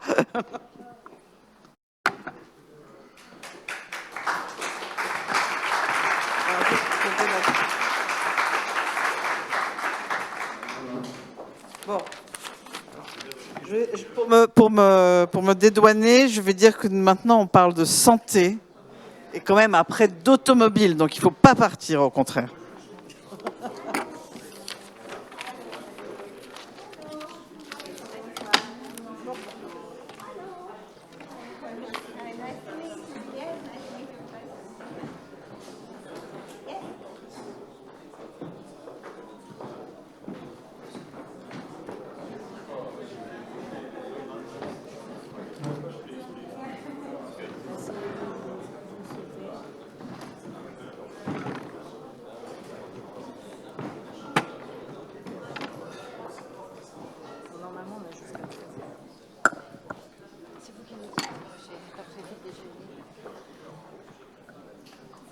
Hello everyone. I'm very pleased to welcome for this next panel Sophie Boissard, just on my right. Sophie held various positions in the public sector, and then you joined SNCF Group, and now you're CEO of Korian, who provides services on housing for elderly people across Europe. And quite an important share, actually, of your business and your workforce is located in France, of course, but also in Germany. So that's why it will be very interesting to have this broad perspective. Gottfried Ludwig, I'm very pleased to welcome you as well. You are Senior Vice President of T-Systems, which is an IT services company and a subsidiary of Deutsche Telekom, and you will lead the healthcare division of T-System. And before that, you were head of the Department of Healthcare Digitalization at the German Federal Ministry of Health. And Katharina Volkmer, you are Chief Strategy Officer at Nuicare. Nuicare is a young German company focusing on providing help to caregivers. So you will develop an assistant to support these family caregivers, and you will tell more about your business. We have to address a quite challenging issue. The healthcare system, both in France, in Germany, is actually under pressure. The idea of this panel is to share your views on how to help reduce this pressure. But first of all, maybe it will be interesting to have your views and to understand more what's going on actually in France and in Germany regarding the healthcare system. So maybe I will first start with you, Sophie Boissard. From your point of view, what are the main challenges the healthcare system is facing in France? We have this demographic change ongoing, and we know that we need healthcare workers. So what's going on exactly? Okay, thank you very much, Solène. I'm very happy to be here with you today. I could answer, like the councillor that said that it's the economy is stupid. In our case, it's really about its demographics and about epidemiologics. And we have actually the same challenges, not only in France and Germany, but across all developed countries. If you just look ahead, we will face a major aging of population. Around plus 40% of people aged 65 and above and beyond in the next decade. And in combination with that, we have to face the major shift in epidemiologics with this non-communicable disease, meaning actually a chronic disease. And just one figure that actually is the same in both countries, for France as well as for Germany. 80% of people aged 65 and beyond suffer at least from one chronic disease. So I think we have really to face a fully new situation where we have a vast majority of the population that deserve low intensity care, and we have been equipping our countries really based on large and highly specialized hospital platforms. And this is really the challenge we have actually to face and to overcome in all countries, and in our both countries, starting with them now. And COVID came on the top of this shift that started some years ago and has been accelerating the trends. And this is why we are now under pressure. That's absolutely true. And we have to rethink the way we face the challenge. And it starts with people, with HR planning, which is not, I would say, the most developed skill in both systems. It also starts with a very different approach coming from this hospital central vision with an ecosystem and connection approach, and therefore we definitely need digital in the center, in the core center of it. So we need to come from physical platform to actually widely connected network, connecting people, connecting the skilled nurses, medical, paramedics that we need to face those challenges. So that's what we have to do. It's definitely a huge change, and it requires actually a very strong commitment, both from public authorities, from players, from care providers, and also from the professions. And this is actually what we need to build, what is, I would say, underway in both countries. But of course, the transformation is pretty significant. And the COVID on the top of that has actually created a kind of additional layer of pressure. So that's for me and it all starts with people. If we just have maybe one last figure, average duration for a skilled nurse, and this is true both in France and Germany. So when you have someone graduating as nurse, average 6 years in the profession. And the less we actually train and qualify skilled nurses, the more burden on the shoulder of the ones that are acting as nurses, and the less they stay, actually they remain as nurse professionals. So we have currently a huge turnover of skilled nurses in the system. And we haven't been rethinking the workforce planning according to that. So we should actually double the number of people we train every year. The young one, the middle-aged one, also the people that are highly seasoned and want to come back to care. And for the time being, this HR planning is not in place. And so this is why there is such a pressure on the professionals that are currently acting as nurses or paramedics and also as physicians. Thank you, Katharina. And maybe do you share also these ideas that one of the main problems is to find the people to take care of the elderly people?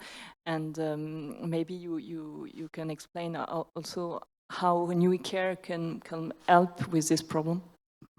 Yeah, so thank you very much for the invitation and putting a little bit more light on this very important discussion. As Ms. Boissois also just said, it's people who will be taken care of, and it needs people to take care of them.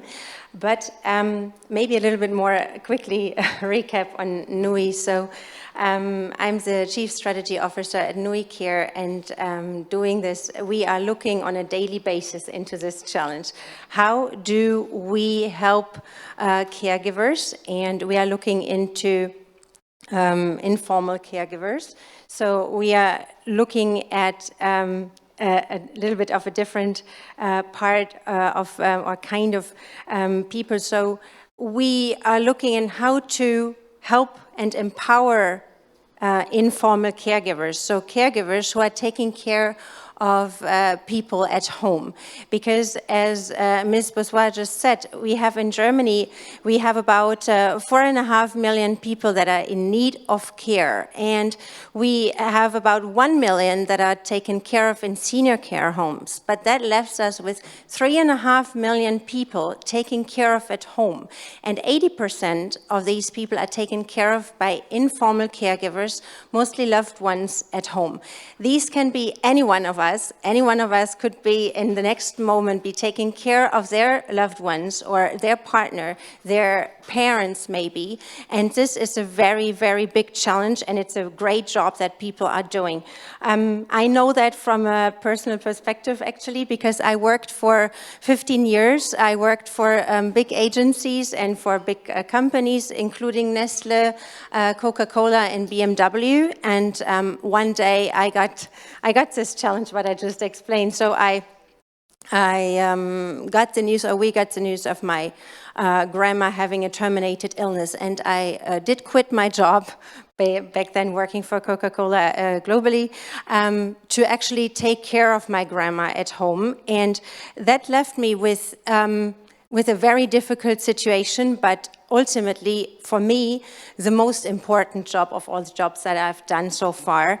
And I was surprised, actually, how little there is in terms of help for these people who are taking care. These are people like you and me, like every one of us, who don't have, and what Ms. Vossois just said, it's usually takes a long year of experience to do this very hard job, and these people don't have it. So what I believe is that we, and we are facing what we just heard, we are facing a situation where we all get older, and there won't be enough people to take care of all of us, of the people, and this gap will be bigger. And without the informal caregivers, the system would just break.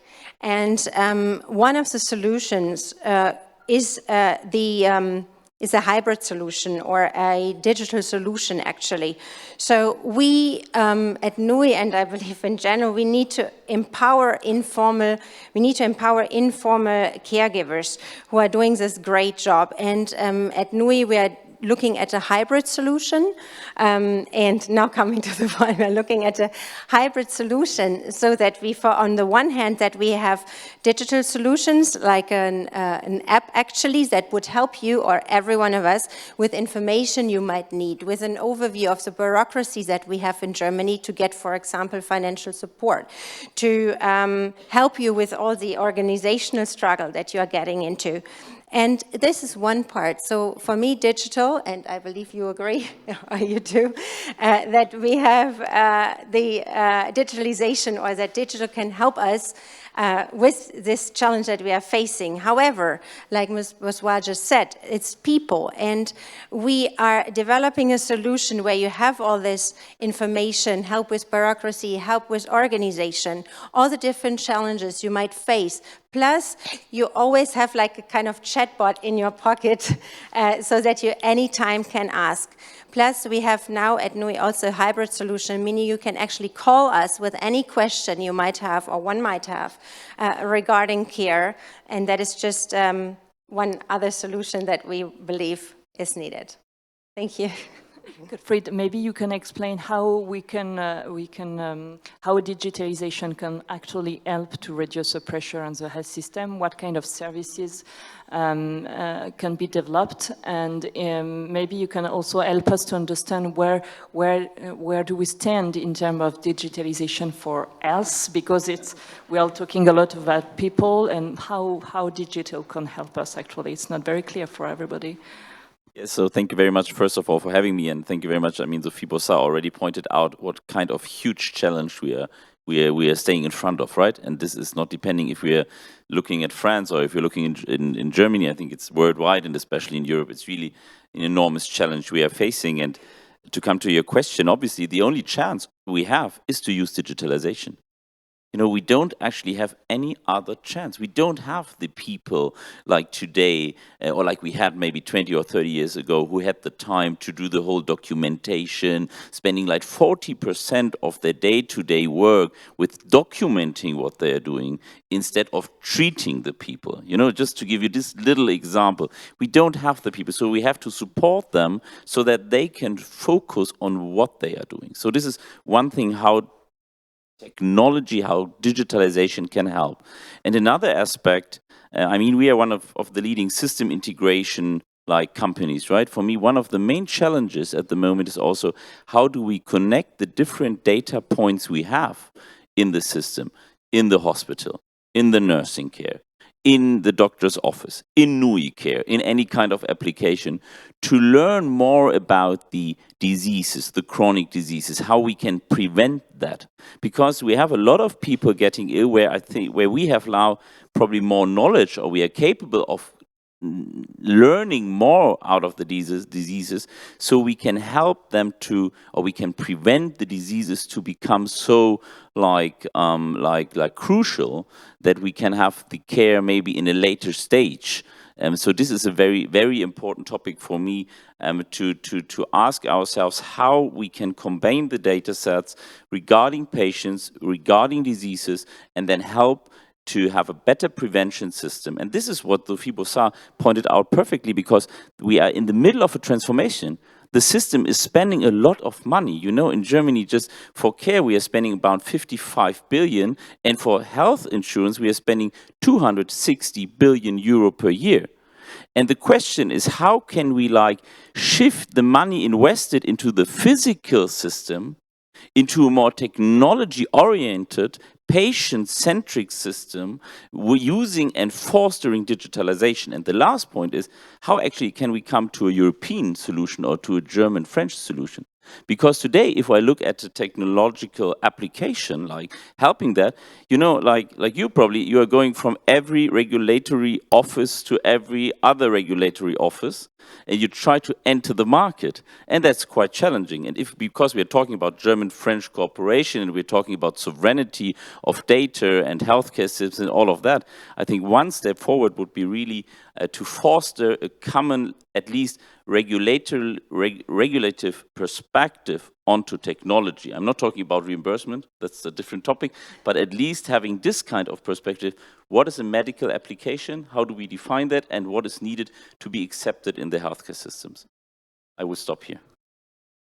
Thank you. Where do we stand exactly in terms of sharing data? For you said we need to be more connected to make sure that doctors can share data, but it seems maybe we are at the very beginning of this process. But maybe you can explain what so where at we least stand in Germany. Yes, sorry. At least from Germany, we are really standing at the beginning, right? I mean, we now developed the electronic patient record, which is out there, which should be the data exchange platform, which is like developing very, very slowly. So from a like critical perspective, we are really at the beginning, probably like 15 years behind every other industry we are looking at and we are supporting. But to be a more positive approach, I think there are a lot of examples who show us how we can actually connect and exchange data. And I think for us the challenge is how can we like do, you know, how can we like do a leapfrog? So how can we actually jump forward in the healthcare system, keeping the data sovereignty within, like, with the patient, with the health system within Europe, and then use the data. But at the moment, we are really standing at the total beginning, to be very honest. Sophie Boissard, how much do you believe in digitalization to help reduce the burden on the... A lot. It all starts with having the right data in order to better prevent, to better support, and also to better connect with the different kind of professionals that needs to stand at the side of the patient. Maybe where in France do we stand for in this process? I think we have definitely a very clear framework from a regulation point of view when it comes to patient record. And we are at Korian, we use it on a very systematic way for all the patients and residents that we have everywhere. So we have the same template, the same type of record, and of course everything is done under the provision of GDPR regulation. And we are actually doing the same. Yes, actually, we share, of course, with all the professionals that have actually something to bring into this patient path, and we are doing exactly the same in Germany. I think because we are at scale, we have more than 250 different facilities. We have 16,000 care professionals in Germany, so they are all using exactly the same type of system and implementing the same regulation. Where I really think that from a framework we have with GDPR pretty much the same starting point. It's very much about culture. Culture of the care professionals that are kind of a little bit reluctant to share data because of privacy and because also it's their data. So we have to come from a kind of one-to-one type of relation to something that is really a kind of ecosystem to support the patient, and this is really a huge change for many professionals, and we have to organize things at scale. We at Korian, we are located in 7 different countries across Europe, more than 1,000 facilities, care facilities, post-acute, primary care facilities. So we have the scale to actually work with ITIS providers and to really structure the way we want to use data in order to support.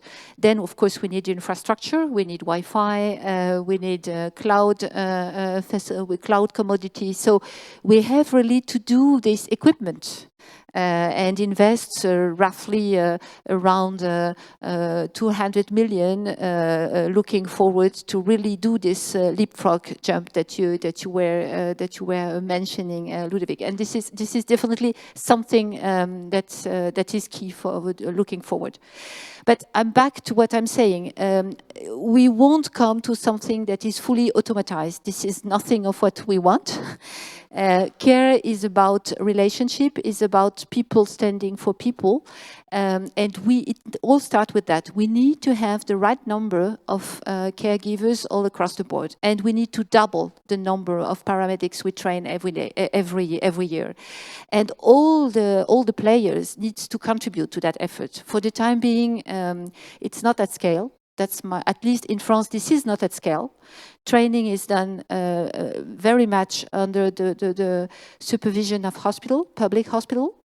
And they are doing a huge work in training and integrating young professionals. I think all the players should actually come to the dual system that is working so well in Germany and having a kind of doubling the number of professionals that are trained on a yearly basis. If we don't do that, I mean it, the system will collapse. The system will collapse because it's just not bearable for the ones that are acting now as care professionals to be in such a kind of subcritical number of people being present. So we have to change the scale, and this is happening now, not in 10 years, now. For the time being, we are actually attracting a lot of people from outside of Europe. I think that 60% of the professionals have been actually coming from one country outside of Europe. So it means that we are stealing resources from other countries to actually support our own care needs. And we are still, at least in France, with a 7% unemployment rate. This is not acceptable. So we have to change, and it all starts with people. And of course, having the right working environment, working condition, providing people with the right equipment, making sure that they are not documenting, really reporting on all what they are doing in written form. Of course, we can do a lot to make their life easier. We have to, and this is also a quality issue. But we have to train and to attract and to maintain the right number of paramedics in our system. Katarina, otherwise, it doesn't work. Katarina, maybe, how do we make sure, and Gottfried, I'm sure you will want to react, how do we make sure we have enough people and we are able to make them get the good formation, and how do you see that? Yeah, I believe that also, as has been said before, that we need to work together, and that I wouldn't say that digital is the only solution. Digital is just one part of the solution, as we just learned that we need people and we need to train people, and that all will take, it will take some time and some really big resources. And in the meantime, as said, I truly believe that all the people who are already doing this job and all the from our perspective, again, with a focus on the informal caregivers, but of course it needs to work together.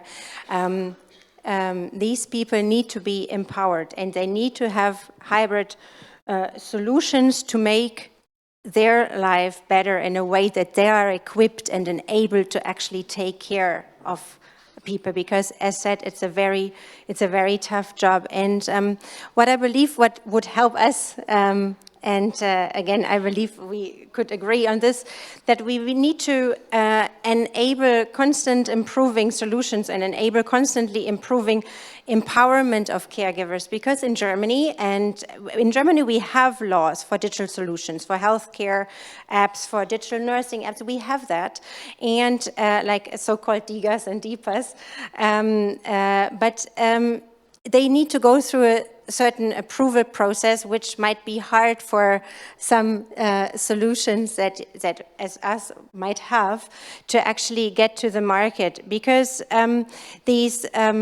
to get reimbursement, because digital solutions are tested partly like medicine, and as you know, medicine is developed and approved over years, and then there is a certain formula, and this formula will be used from then on. However, if we apply the same to digital solutions, it's very difficult, because at least for us, we are working constantly, we are really daily in contact with informal caregivers to really cater the best to their needs, to really help them, not just saying it, but really improving their lives and looking at what they need. And this is an agile system. We are improving our software every 2 weeks in a day, like in a bi-weekly sprint, like in a 2-week sprint.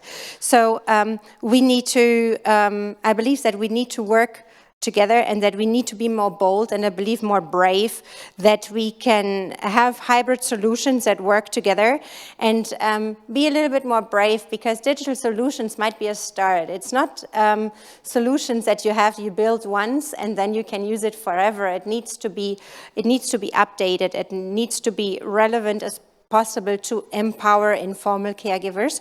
And so ultimately, digital solutions are just one part for me as the answer, and we need to work together and to empower, I believe, at scale, professionals and non-professionals, informal caregivers, a number of people, and actually fulfilling their needs.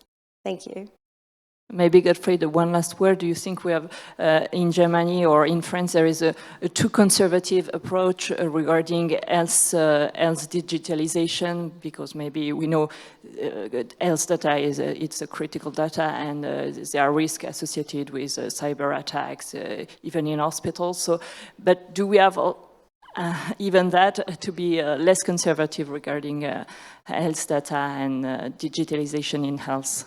Yeah, I think, first of all, nothing to add. We have to train more people. We have to get the people back into work. I mean, in Germany, a huge problem, a lot of people, caregivers, are just working half-time because they tell us they can't do it full-time job. It's too much, right? So how can we make their life easier? Already mentioned. So train more, get the people into the job who are now there just for half-time, like support applications in the system. And last but not least, because it's a real challenge and it's a huge transformation for the whole system, which is, again, spending a lot of money. But the second point is, it's also a huge opportunity for Europe. I mean, this is what you mentioned probably. We shouldn't be only afraid of that. We should also see the opportunities we are having there. Because we're talking about care, we're talking about healthcare, we're talking about sensitive data. And I think we have a lot of intelligent brains in our system developing wonderful competitive applications who could solve the problem. And the market in Europe is vast, right, to bring that. But the need of, and this is what I meant, like we have to adapt the rules, the regulations between the markets, because what you need as a company is a possibility of scaling your solutions. If we don't offer that, I will tell you, the data will be used, the applications will be developed, but they will come from other continents, probably to our country. So instead of like being afraid of should we use Starter or shouldn't we use Starter, of course we should use Starter, because it will help us to have a better personalized healthcare approach to help you as an individual and not you as a statistic figure, yeah, to support you. But we really have to see the opportunity, then also give the funds from the system for this opportunity for digitalization, and we have to do that on a European approach, because if we are stuck in our lovely historically developed national systems, we will lose the digital competition which is going on worldwide in healthcare. And I tell you, I think healthcare, especially because of the data sensitivity, should be the area where Europe should stand especially together and work on that. So this on a very positive closing words maybe for this topic as well. Thank you very much. Thank you.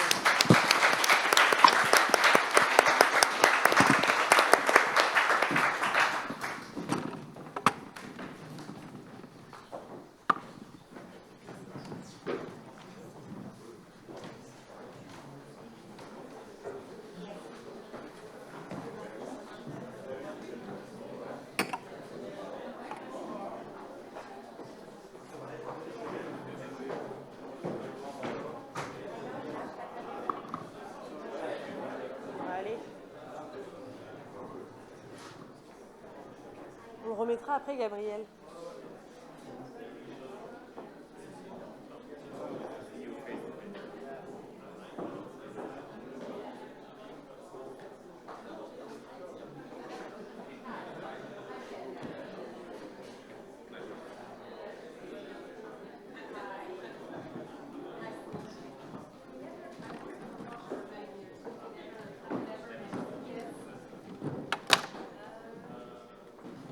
How do you want this organized? Up to Yeah, you. like this. Yeah, very good. You all have microphones. On retire ça. Oh, yes. The name tags. Yes.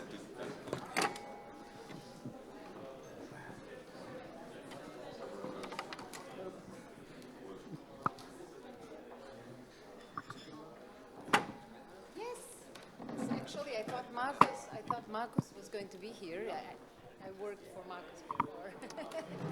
And I thought actually he was going to... We are detouring.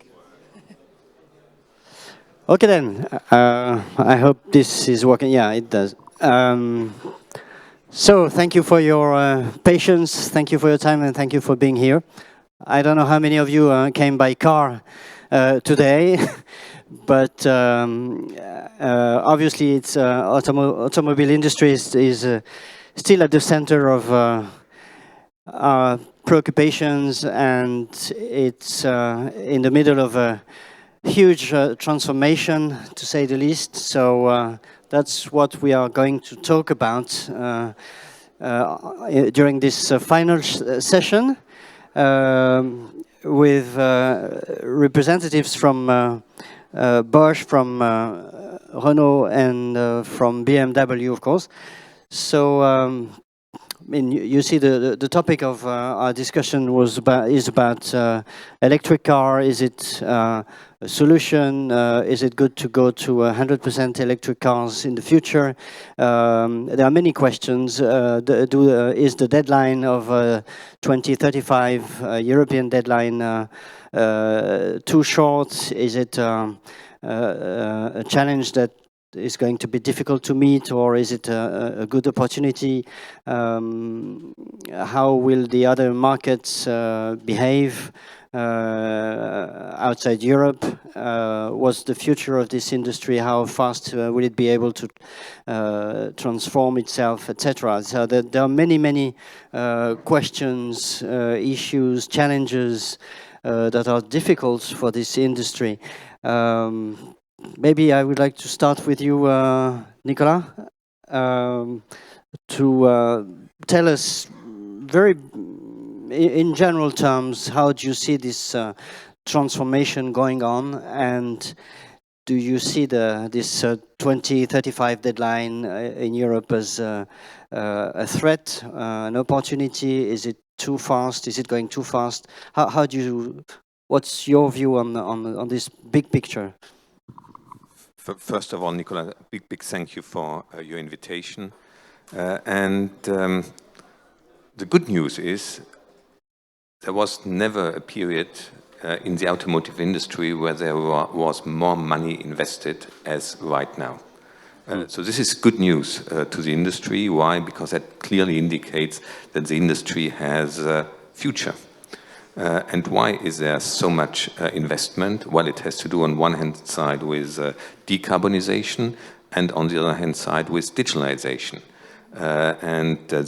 These investments are not only in one geo-region, they are of course in Europe, in US, in Asia, so it's a global topic, and we see also a much closer cooperation today between the traditional participants in the automotive industry like Bosch and like the OEMs, so BMW and so on, but we have more and more tech companies involved, interested in the automotive industry.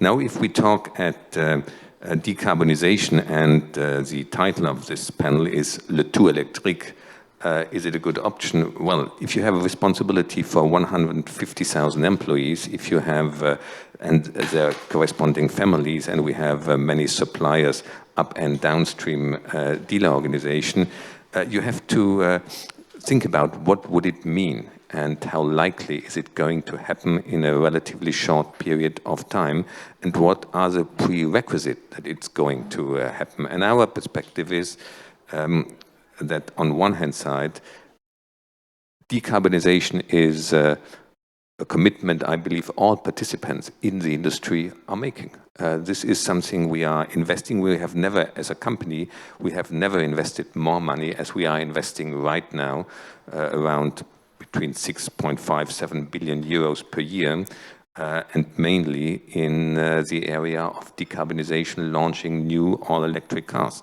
But on the other hand side, you have to realize that it's not sufficient to have the product on the road, the product in the showrooms, the product in the dealerships, but you also need an infrastructure and corresponding infrastructure on one hand side, and you have to take into account, well, what does it mean in terms of energy? We were debating this morning, I believe, really good panels on many energy-related topics. And of course, if you talk about mobility, it has to do with energy. Where is the energy coming from? And this is why we are convinced that there is not just one solution to decarbonize the industry. There are different solutions to decarbonize the industry, and it's a much longer journey than people might think, and media and politicians might hope.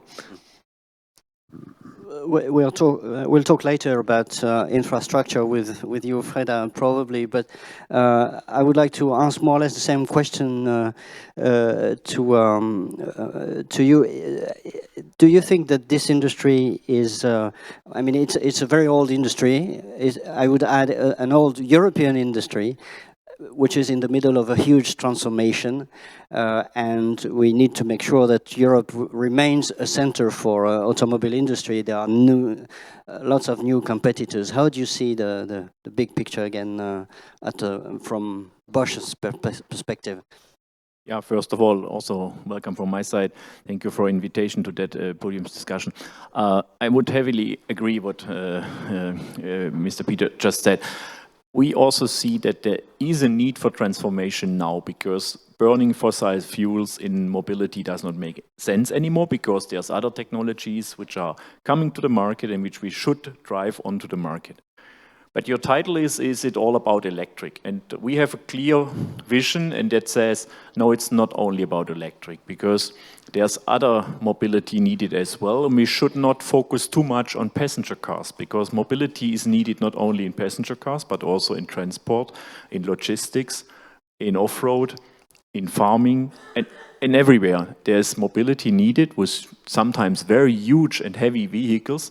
And then probably the all-electric version is not the best one. We also have to be very precise. Electric is probably the best propulsion system to have an e-machine, because it has a very high efficiency. Question is more about how do we get the energy to that vehicles, and how do we store the energy? Because that is basically the biggest challenge in that transformation. It's not the electric machine. I mean, running a vehicle with an electric machine is easy. Yeah, you don't need a gearbox. Everything is more simple. Let's call it that way. Yes. In regard of the simple propulsion system, but storing the energy within the vehicle, that's the question. And yes, of course, there will be a lot of cars. We always call it the compact cars, the city cars. Batteries would be the perfect solution. But if you think about the larger vehicles, maybe heavier in weight, probably hydrogen could come into place. And then once you have hydrogen on the vehicle, we are thinking about how do we use that hydrogen for transforming the energy into motion. And then probably also this good old internal combustion engine could play a major role in the future if you, for example, would transform the hydrogen in an internal combustion engine. What do I mean with that? We always said we are fully technologically open because, again, please think about farming equipment, think about transport, long-haul trucks, think about the buses. Don't think only about your passenger car. Yeah, they don't need the same, you don't need to implement the same technology for each segment of the market. That's what you mean. Exactly, and the same technology might not be the right solution for every use case. And we have to take much more into account the use cases, and then we probably should derive the best technology. At the moment, we are a little bit too much focusing on only one technical solution, but that does not cover all use cases. At the same time, it means that you need to invest in parallel in all sorts of different technologies. So it's a time of and like BMW is doing, heavy we are always. I mean, our investment at the moment in our company is higher than ever in that technologies. Yeah. We have never invested so much money into development and new machines and new investments for these technologies. But we think it's the right way to go. And yes, of course, there is more than one solution, and we probably see at least the solutions which I just mentioned. So we mentioned the issue of infrastructure, Freda. Yeah, obviously that is something that could slow down the expansion of electric mobility. How do you see the issue? I think I will build a little bit on what my previous colleagues just said. I think we need to decouple the discussion of decarbonization and electrification and need to decouple mobility and automotive discussion because there are different angles. And if you look about the investment a person does in a car versus the usage of a car, and I was a colleague of Thomas a couple of months ago, so since I left Bosch, I don't have a vehicle anymore. It's not Bosch's fault, neither is Renault's fault. It's just my option as a mobility user changed. And if you live between Switzerland and Paris and a bunch of different countries, where would you put your car that doesn't run 95% of the time? So there is a part in terms of decarbonization that is the optimization of the usage of the existing vehicle park, and with that you can reduce carbon emissions. Second is depreciation of vehicles, and depending on the brand we talk about, depreciation is more or less of a problem, but you invest in a vehicle, you buy a nice BMW, and 3 years after it's worth less, or a Renault or whatever car. So that there is also an issue of usage of investment versus the usage of mobility. And third is, how do we optimize decarbonization through different methodologies? And the younger generations are becoming much more open to that. Like if you can share your apartment in an Airbnb, you can share your car, etc. So I would say the infrastructure needs to follow the behavior and needs to follow the mobility usage. And at Mobilize, we are investing in 3 areas, mainly. First, the infrastructure, the wall box. Second, in the end of it, and my colleagues already spoke, the battery technology and the battery storage. And third, the piece in the middle, which is the electric flow between the vehicle and the infrastructure. So you need to optimize all of that to the car park that you are projecting to have, but not only the car park. I like to call them objects because I'm not a car person at heart. I'm sorry. Nobody's perfect. And I think about the object in the middle that needs to be optimized to enable this maximization of usage. So is the infrastructure enough today? No. Will the infrastructure continue evolving? Yes, I think all our companies are investing in that. Would you say that there's I mean, hearing what you just said, it seems that there's a fundamental change in the perception of car ownership from yes, younger yes. generations. There is the status symbol has changed. I remember 3 years ago when I turned 20, that owning a car was a status symbol. It was for me important. It was a rite of passage. The younger generation see their status and identity also in other places, also in cars, but also in other places. So behaviors are changing, thankfully. If you would have come to this room 20 years ago, you would see much less women than you do today. So times are changing in many fronts. At the same time, the market, if you look at on a global scale, the market is still growing, and there's still huge demand, even for classic thermic vehicles in other parts of the world. It's still growing and growing fast, and we'll see that in Africa, in India, in China, in many parts of the world. So we will still need to invest in, I would say, classic technologies. At the same time, you need to invest, as you said, massively in new technologies, in electric vehicles. How will you manage to combine the two? It seems to be a huge challenge to run the two races at the same time. Yeah, first of all, your analysis is absolutely right. All analysis we have available is clearly indicating the passenger car market will continue to grow. And will grow mainly in Asia.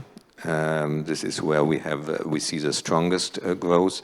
Will most likely be relatively flat, slight growth in Europe, and will continue to grow in the US.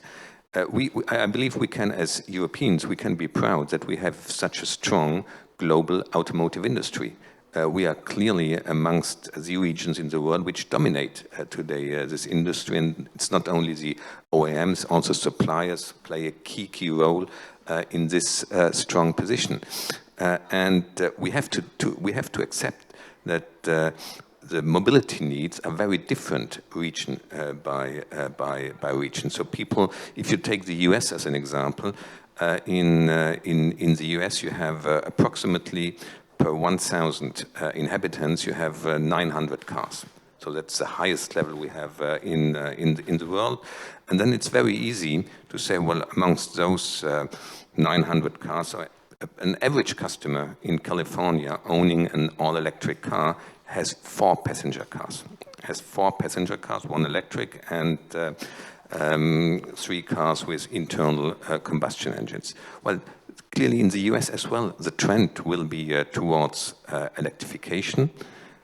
Will people in Ohio, will people in Kansas drive in a very near future 50, 60, 80% electric? Very unlikely, because the mobility needs are completely different, and there is no business case to invest in significant infrastructure. And this is where other decarbonized technologies become relevant. And we very much believe, similar to what you said, Thomas, that hydrogen in the long run can play an important role. Why? Because it's on one hand side combining decarbonization while at the same time offering the possibility to be less dependent on battery cell raw materials, because you need smaller batteries.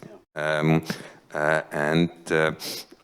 you can use hydrogen in order to develop this energy. And this is why we believe it's a strategic, very key strategic step to stay open in terms of technology, to accept, and of course we accept the challenge to decarbonize the industry, but leave it to the engineers to find the right solutions.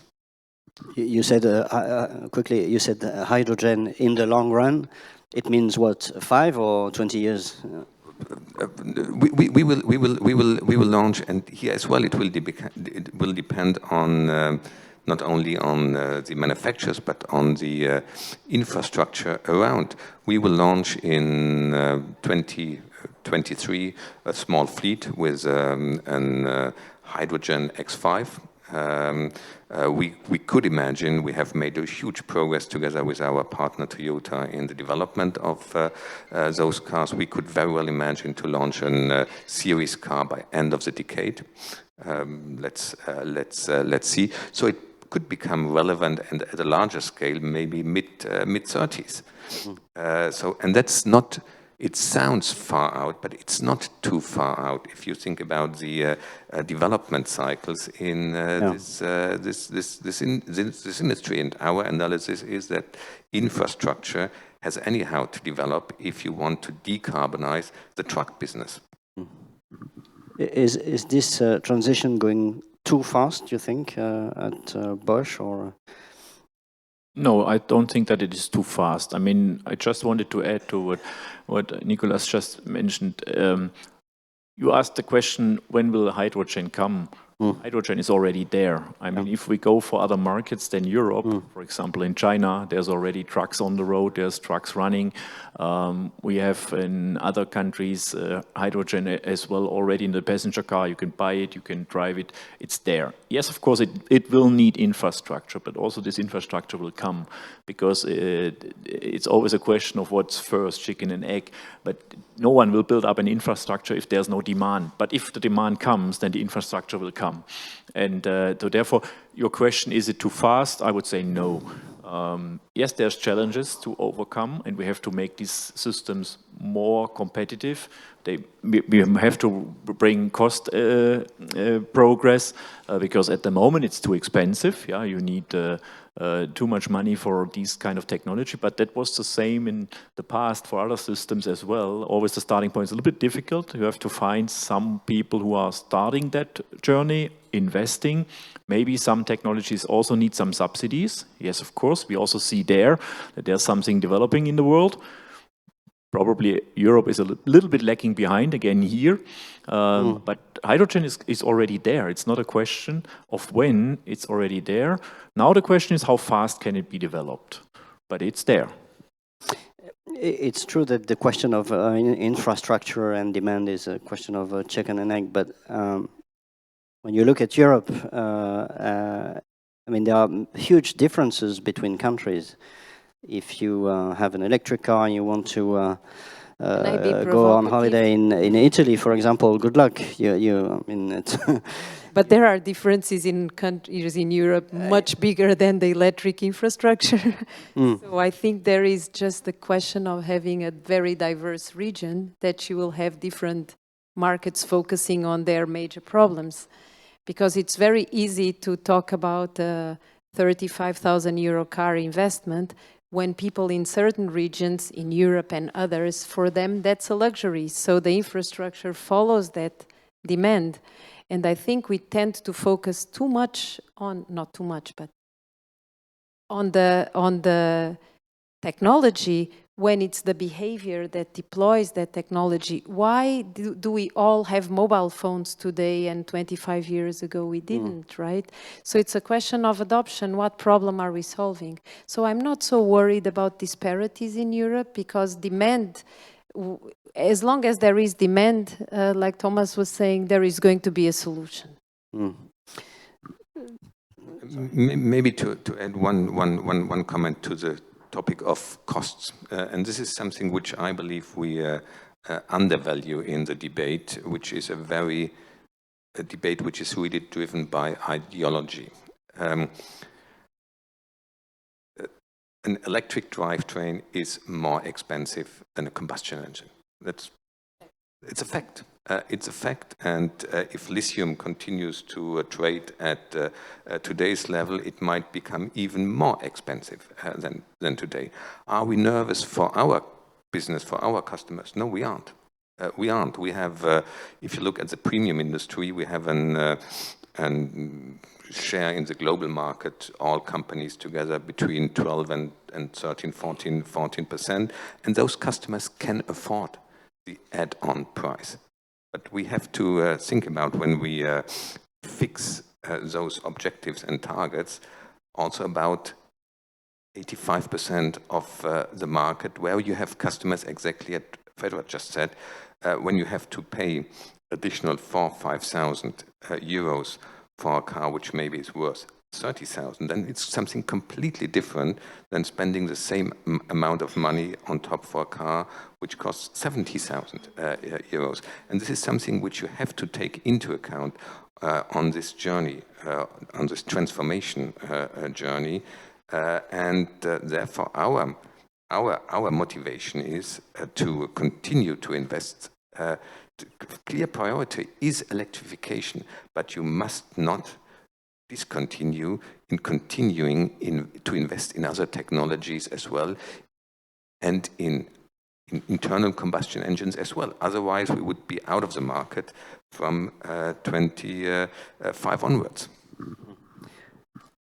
You said electric mobility or electric cars, it's more expensive than classic technologies. That's true today, but are we sure that it's going to be the case in the coming years? Because when you look at what the Chinese are able to do, and they offer cheap electric cars that are starting to enter the European market, and they have huge ambitions on this segment of the market, vehicle priced at a very reasonable price. Is it a danger for the European car industry? Do you think that in the future the market will be mostly Chinese? Well, I don't see it as a danger for us. Why? Because we are as I said, we are in a different segment covering. We have a global market share which is growing of 3.5%. We are leading in this segment. So I'm not nervous regarding BMW, but I believe that this transformation is a relevant transformation. Everyone is in the industry willing to invest, but you have to accept that, as you absolutely rightly said, it requires time.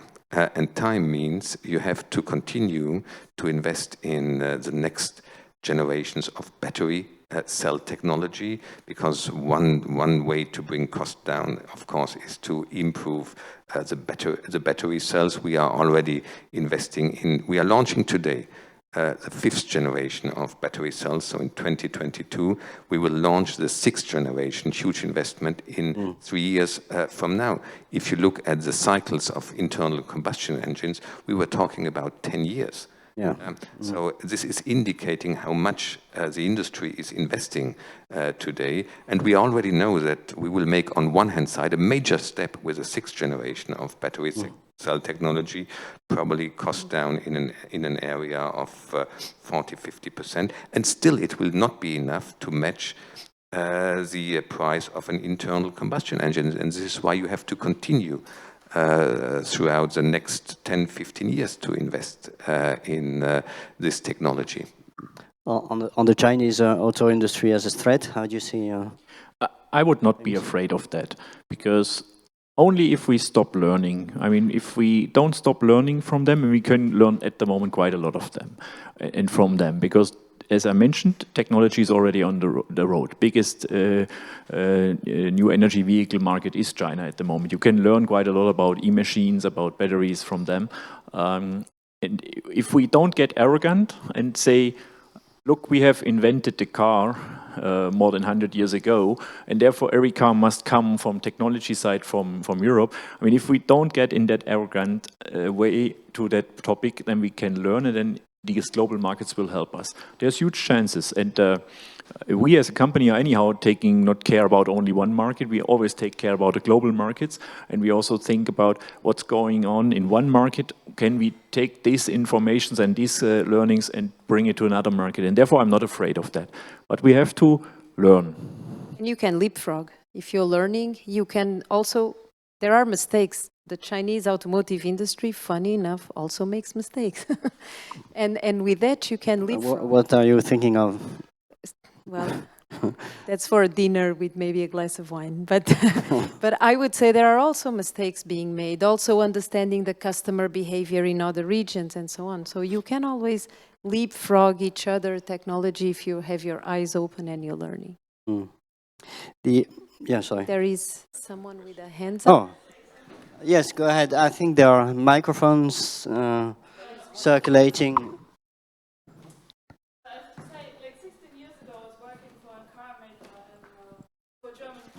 China, and interestingly enough, all the technology was there. So the hydrogen, Bosch was there, BMW with all the recent technology. Volkswagen was going down like 3 different routes, presenting all the latest prototypes and so on. And I mean, especially for the case of hydrogen, it was very clear that it would be actually not a consumer-led movement, but a policymaker-led movement because of the infrastructure. Because in some ways, I agree that the consumer is leading by taste and in the luxury segment maybe, but in other areas like hydrogen, where you have the long haul, the like what you call poids lourd in French, you need the infrastructure, which requires a policy commitment. So I think the technology is there. We have given it to the Chinese in a way, but somehow, and this is always the tendency, we wait also for policymakers to accommodate something. So my question is, because you're also representing your interests at policymakers, do you have the feeling that you're educating our European policymakers enough? Because we all have the common interest on saving energy. In terms of offering a sustainable solution, be it electric or hydrogen or anything else that is sustainable. Because, I mean, honestly, as a European in a very bad space, you have no resources for batteries. You don't have that much fossil fuel and so on. I mean, from a policymaker's perspective, it's a no-brainer. I'm asking myself, why does it take so long for Europe to go down that way? So. Thank you. Great question. I didn't get your company. My company is Millennium. We're an FX manager. There's no business whatsoever. There's no business context, but I was working at that time for Volkswagen, and we together with BMW and Bosch and others, we were presenting the latest prototypes for green energy to what is, I think, the pendant to they have actually a think tank for the automotive industry, and they were always drawing on these technological ideas and innovations, because as a European car maker, you had to buy your way into that Chinese market. So I'm just wondering, why has the change not happened in Europe?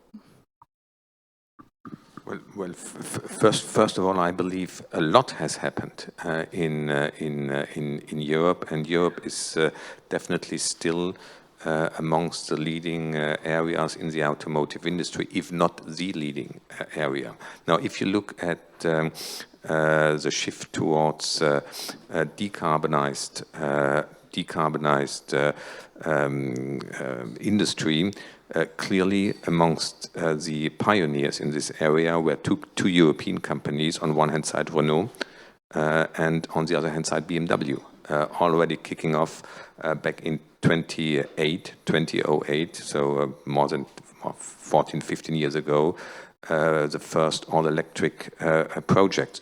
Have we moved fast enough? You can debate, but we were definitely from the very, very beginning very much involved in developing this technology, and this is why we are already launching 14 years later the 5th generation of battery cell technology. So we have built up a lot of know-how. I definitely agree with you that that hydrogen has a huge chance also from a European perspective. Europe not having enough raw material, you have two options at the end of the day to become less dependent. One is circularity, which will play a role as well. How can you reuse lithium? How can you reuse cobalt? Of course, there are already technologies existing, but again, those technologies require cheap energy. So we always coming back to the energy question. Hydrogen is pretty much the same. So I'm very, and some of you might be able to test drive in, there are already cars on the road from competitors, from Asian competitors. We will launch, as I said, a small series car in a couple of months from now. And the product is definitely great. So now what has to happen is to find ways to accelerate the investment in infrastructure, which will come because the pressure will grow on the truck industry as well to decarbonize. And here clearly it's also from a business case perspective much easier to invest in this technology. And the second element is that we have to identify ways to become less dependent as Europe in terms of energy supply, and here hydrogen can play an important role as well. So this is why we continue to invest in those areas. No. It's all good.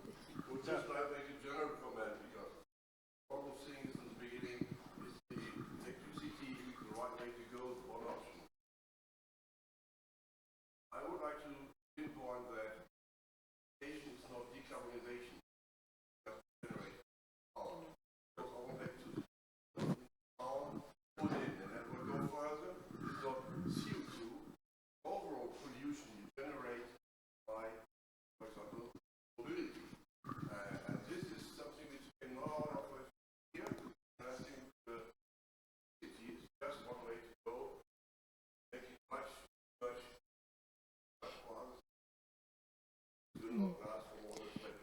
And I think that is what I was trying to say. We need to decouple decarbonization.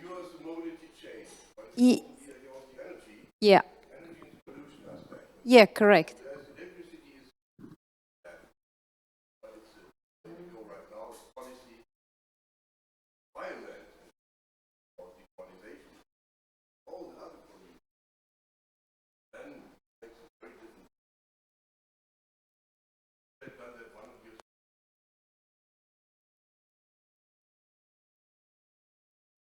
Yeah, maybe one or two comments on your remarks. This is exactly why I said circularity will play a key role in this transformation. And we as a company were extremely pleased. MSCI just reported last week a latest number, who of the OEMs is closest to the 1.5% target, and it's in fact BMW who is closest at 1.6 degrees, ahead of all other companies, including those companies just producing all electric cars. And this has exactly to do with the fact that we are really focusing on a circular approach. We have fixed ourselves targets, not only for the use case itself, but also, which means electric or hydrogen and so on, but also on the production, where the plan is to reduce by 80% CO2 emissions in the next couple of years, and also on the downstream on the supplier side, we have fixed ourselves clear objectives. Having said this, there are, as Thomas said at the very beginning, there are use cases where an all-electric car makes a lot of sense. Yeah, it depends on the way you use the product. There is a segment, but it's not the only solution. There is a segment where it's really making a lot of sense, and this is why, rightly, we are really pursuing this journey. But we have to accept as well that there are many use cases where other technologies might be the better option from an emission perspective. For heavy vehicles, as you said, or for other. Yeah, especially when we go beside the passenger car, then the use cases are really very much different. I mean, in the passenger car as well, you have different use cases, because I mean, if someone goes long distance, then it's a different use case. If someone drives through the city, if someone uses his car every day, is a different use case. Besides, someone uses it for the weekend or something like that. But if you go beyond the passenger cars, then it's getting really diverse. I mean, transportation. Yeah.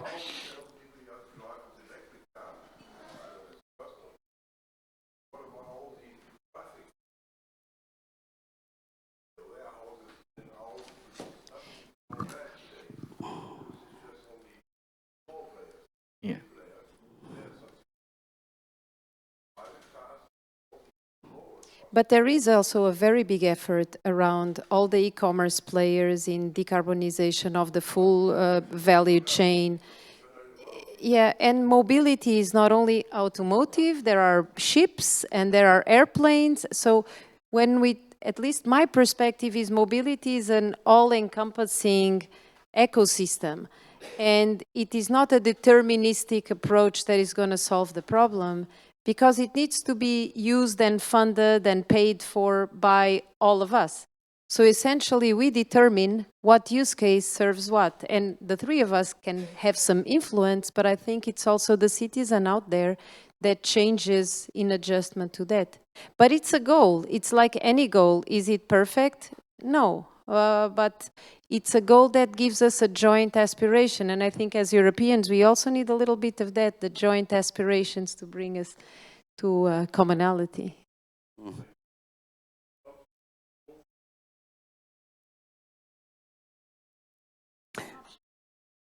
Yeah. There's another big question behind this huge transition or revolution or whatever, which is whether this industry will be able to keep the same, roughly the same number of jobs in Europe or not. How do you see the picture in the future? Well, you have to look from two angles. We, as a company, we are today growing also in terms of jobs, yeah. But we are growing in different areas. Yeah? Where is the growth coming from? Mainly in the area of software engineers. So overall, we are in all the other areas we are slightly reducing. But this is overcompensated by the fact that we have to invest into software engineers. And software engineers is very much related to three different areas.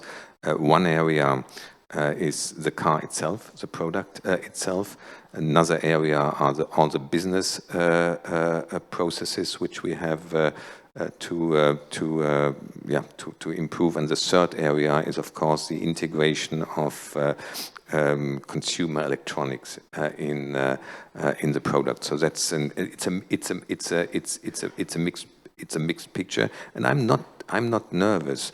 If we are too fast, if we push too fast, there is a risk that we lose jobs in the industry in short term. If we have a reasonable, doable pace, I'm not nervous, because the industry will be able to adjust to this framework, and this is why I definitely believe that it's extremely relevant to have a review point of this decision.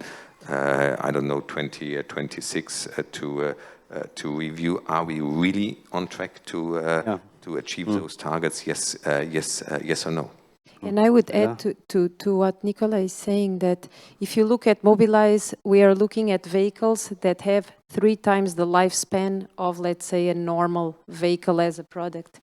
So we will bring them back in a circular approach. We will refocus, repackage them, and bring them back another 2 times. So in a vehicle that has 3 lives, that will be fully owned in our balance sheet, the jobs we are creating are different jobs than the jobs you are creating if you are building a car, putting it out there, and then after sales will take care of it.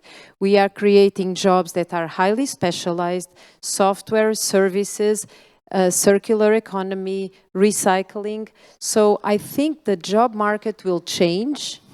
And if we are smart in Europe, it will become much more specialized, because the fact that we don't have access to all the raw materials can make us really, really smart and give us advantage in the circular economy space, because we don't have all the resources. We can become a powerhouse in that field. That's how I see it. I mean, if we take your question, there's a transformation, and that is already the answer. Will this transformation cut jobs? Yes or no? Yes and no, because there will be changes needed in regard of education, in expertise for the people, and the people have to change as well. So therefore, if this automotive industry has a structural change, we will manage it. If it's a structural break, we will have problems. And therefore, we have to take the people with us. So how we change technology, we also have to change people. They'll have to learn new things. And if we don't have time for that, then this transformation will cut jobs.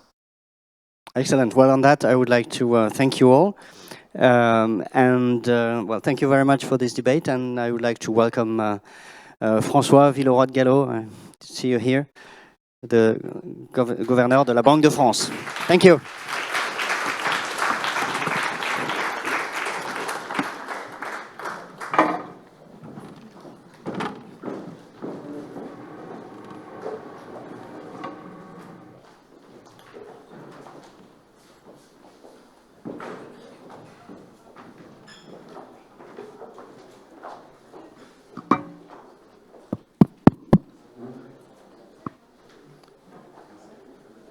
Chers amis, liebe Freunde, j'espère que vous m'entendez au fond de la salle.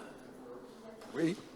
Dear friends, one word about the language I will use. I will start in French, have some sentences in German, it's also important for me, auf Deutsch, and then I will switch to English, if you agree.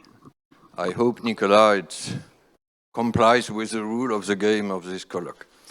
Alors je vais commencer en français par m'excuser de ne pas vous avoir accueilli hier soir à la Galerie Dorée de la Banque de France, pour ceux qui y étaient.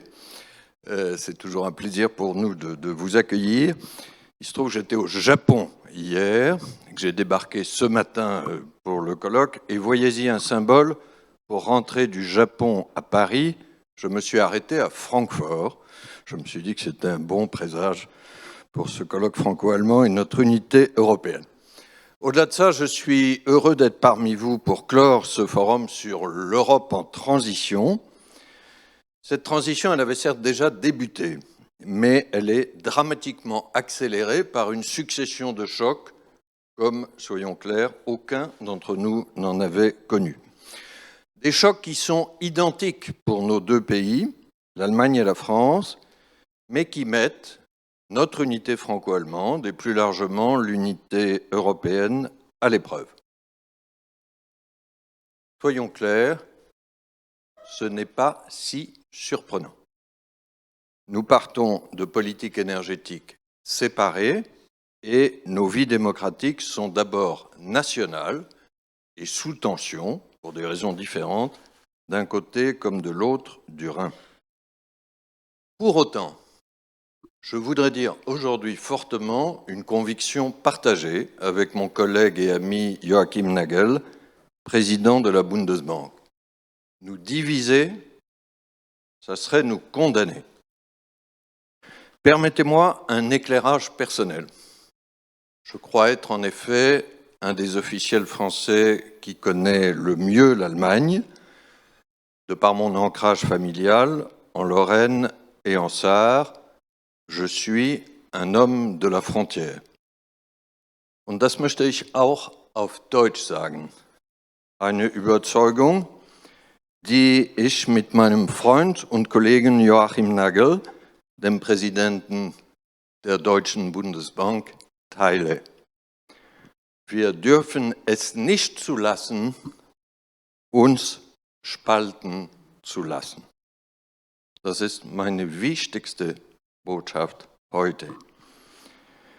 Ich glaube, einer der Franzosen in dem öffentlichen Amt zu sein, der Deutschland am besten kennt, aufgrund der Verwurzelung meiner Familie in Lothringen und im Saarland, könnte man mich als ein Mann der Grenze beschreiben.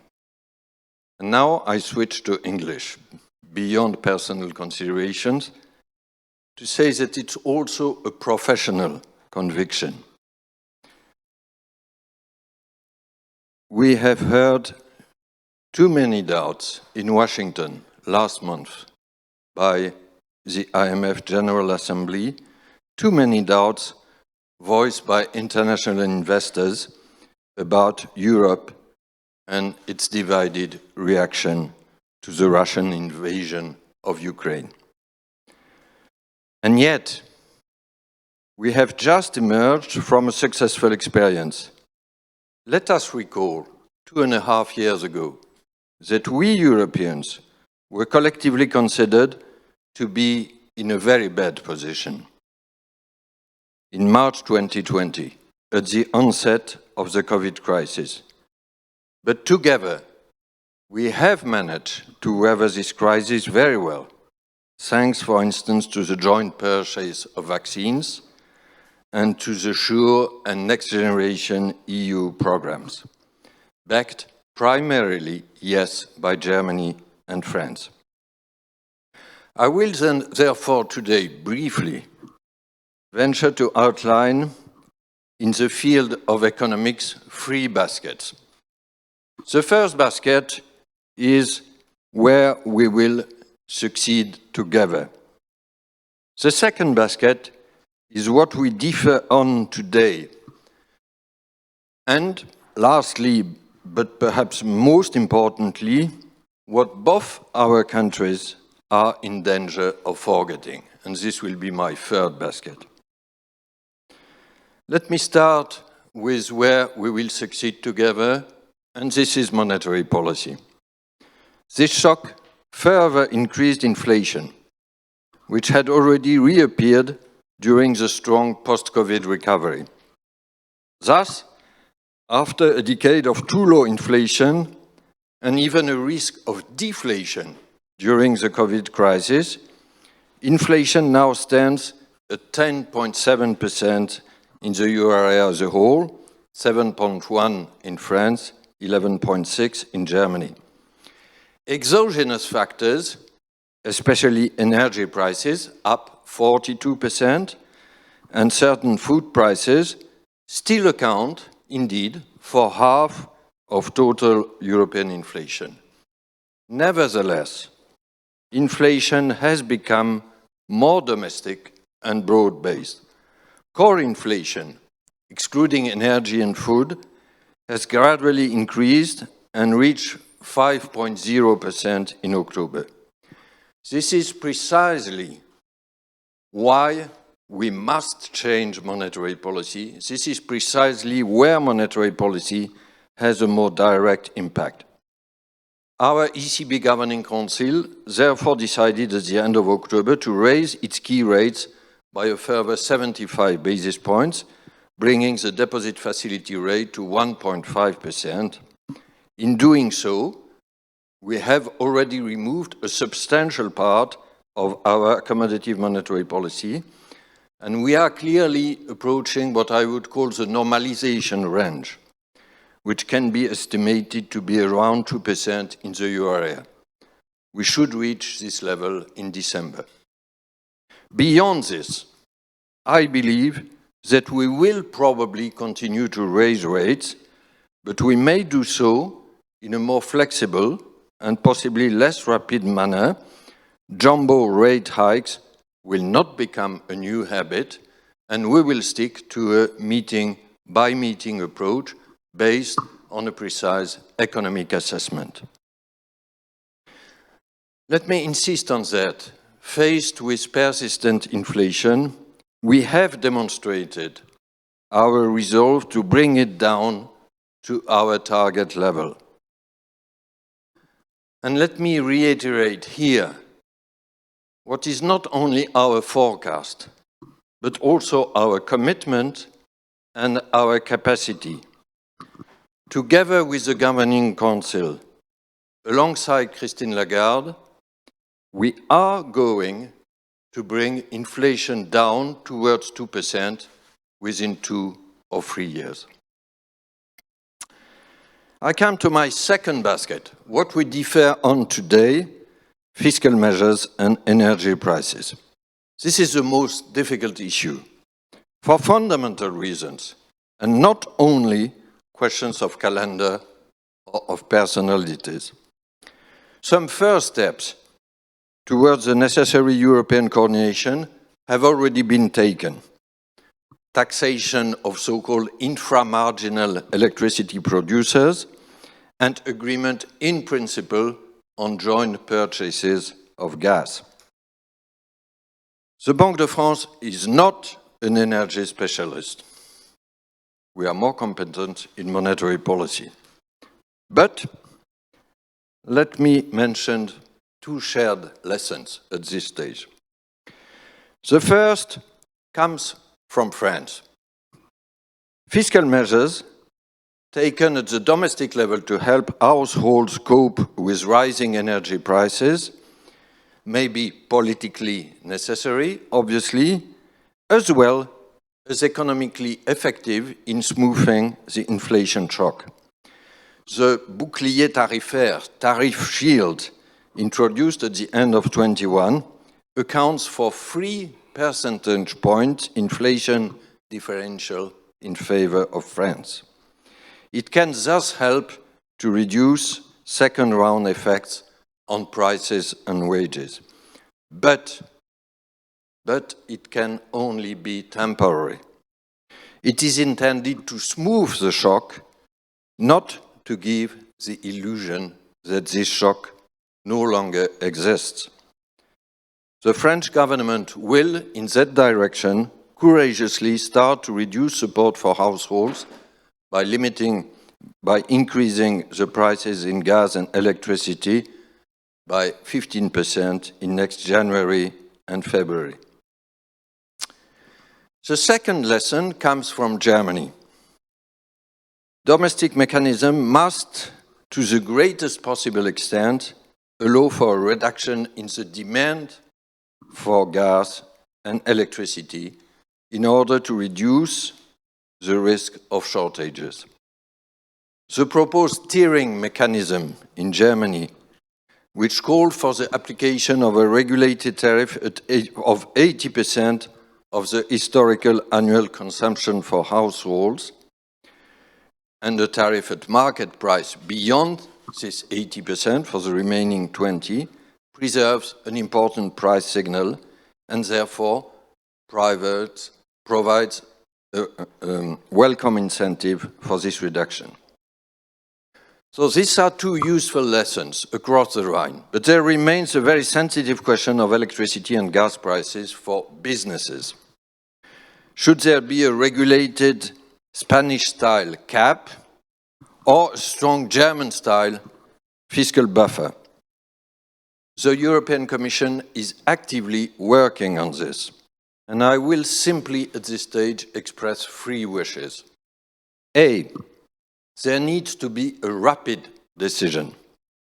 Companies' worst enemy today is uncertainty about their energy bills. According to our latest monthly business survey, conducted early November among 8,500 French companies, 36% of them, more than 1/3, fear that this situation of energy bill and uncertainty might have a small or large impact on their activity in the next 3 months. And 52% fear an impact on their margins. B, a support mechanism for gas and fossil fuels, in whatever form it may take, can only facilitate a transition towards a new energy mix for companies. It cannot decouple from real prices in the long term. And C, intermediate solutions are no doubt needed. I do not believe in regulated prices, nor in the obsession with marginal prices reflecting in all circumstances all the extreme fluctuations in market prices. Never do I believe that it is desirable for states, national states, to compete in domestic spendings on large-scale fiscal budgetary shields for companies. This would go against the single market and against the sustainability of our public finances. Let me say it this way.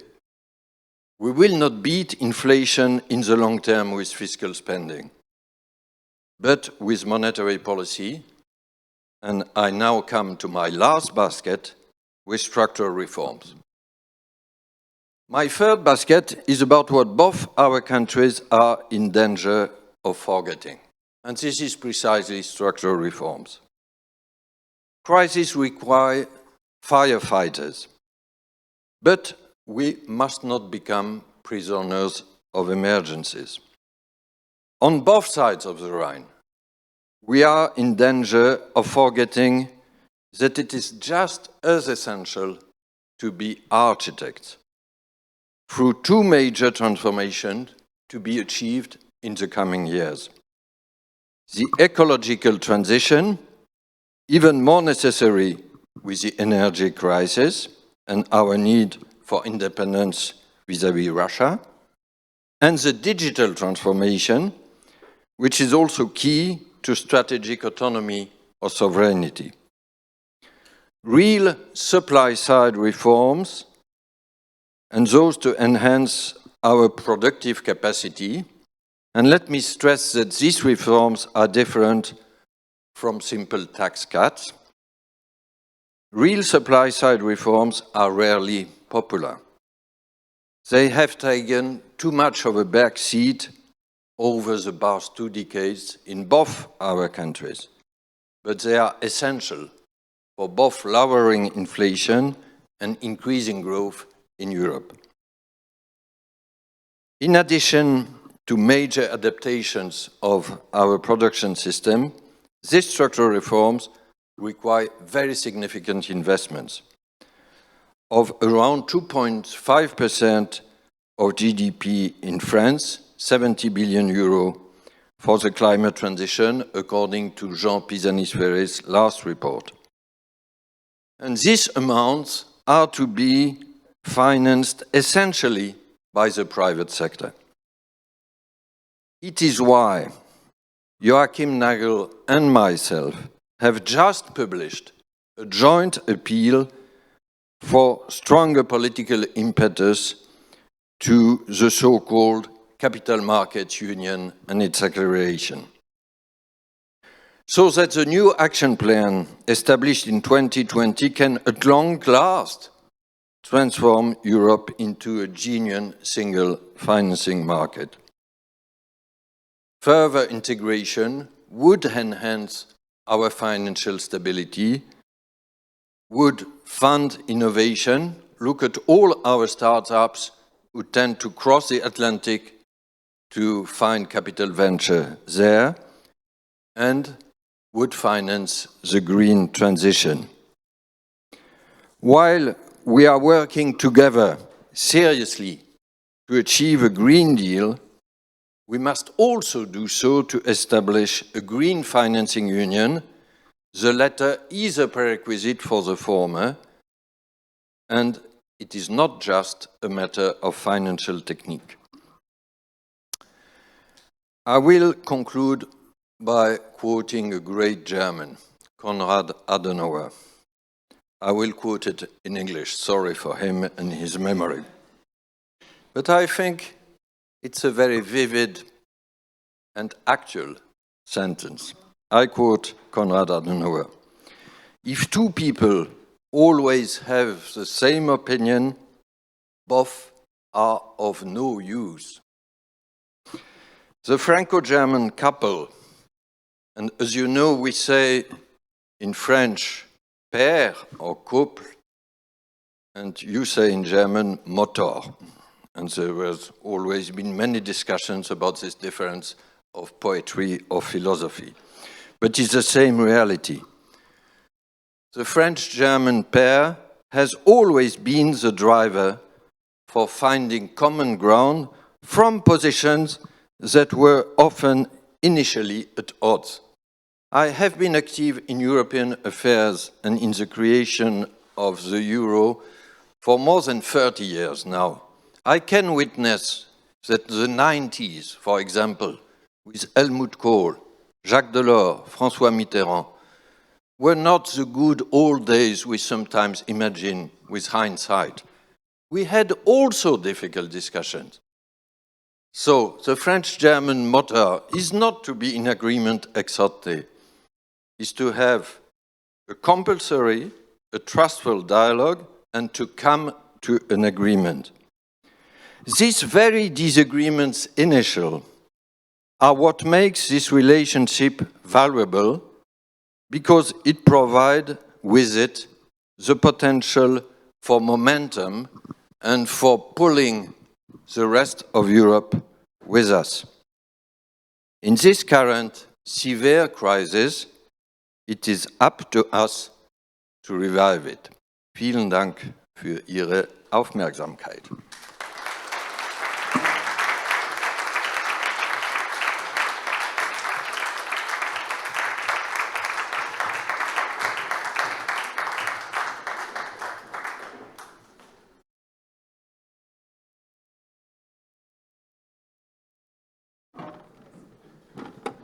Au nom des Échos et de Handelsblatt, j'espère que vous m'entendez, je tiens vraiment à vous remercier pour ce dîner hier soir et pour cette matinée très riche, avec beaucoup de débats, beaucoup de dialogues. C'était nécessaire, on avait beaucoup de sujets à voir ensemble et parfois des sujets qui peuvent être des sujets de friction. Et je pense que ce dialogue était fort utile pour aplanir tout ça. Et je vous donne surtout rendez-vous avec mes collègues de Handelsblatt l'année prochaine à Berlin.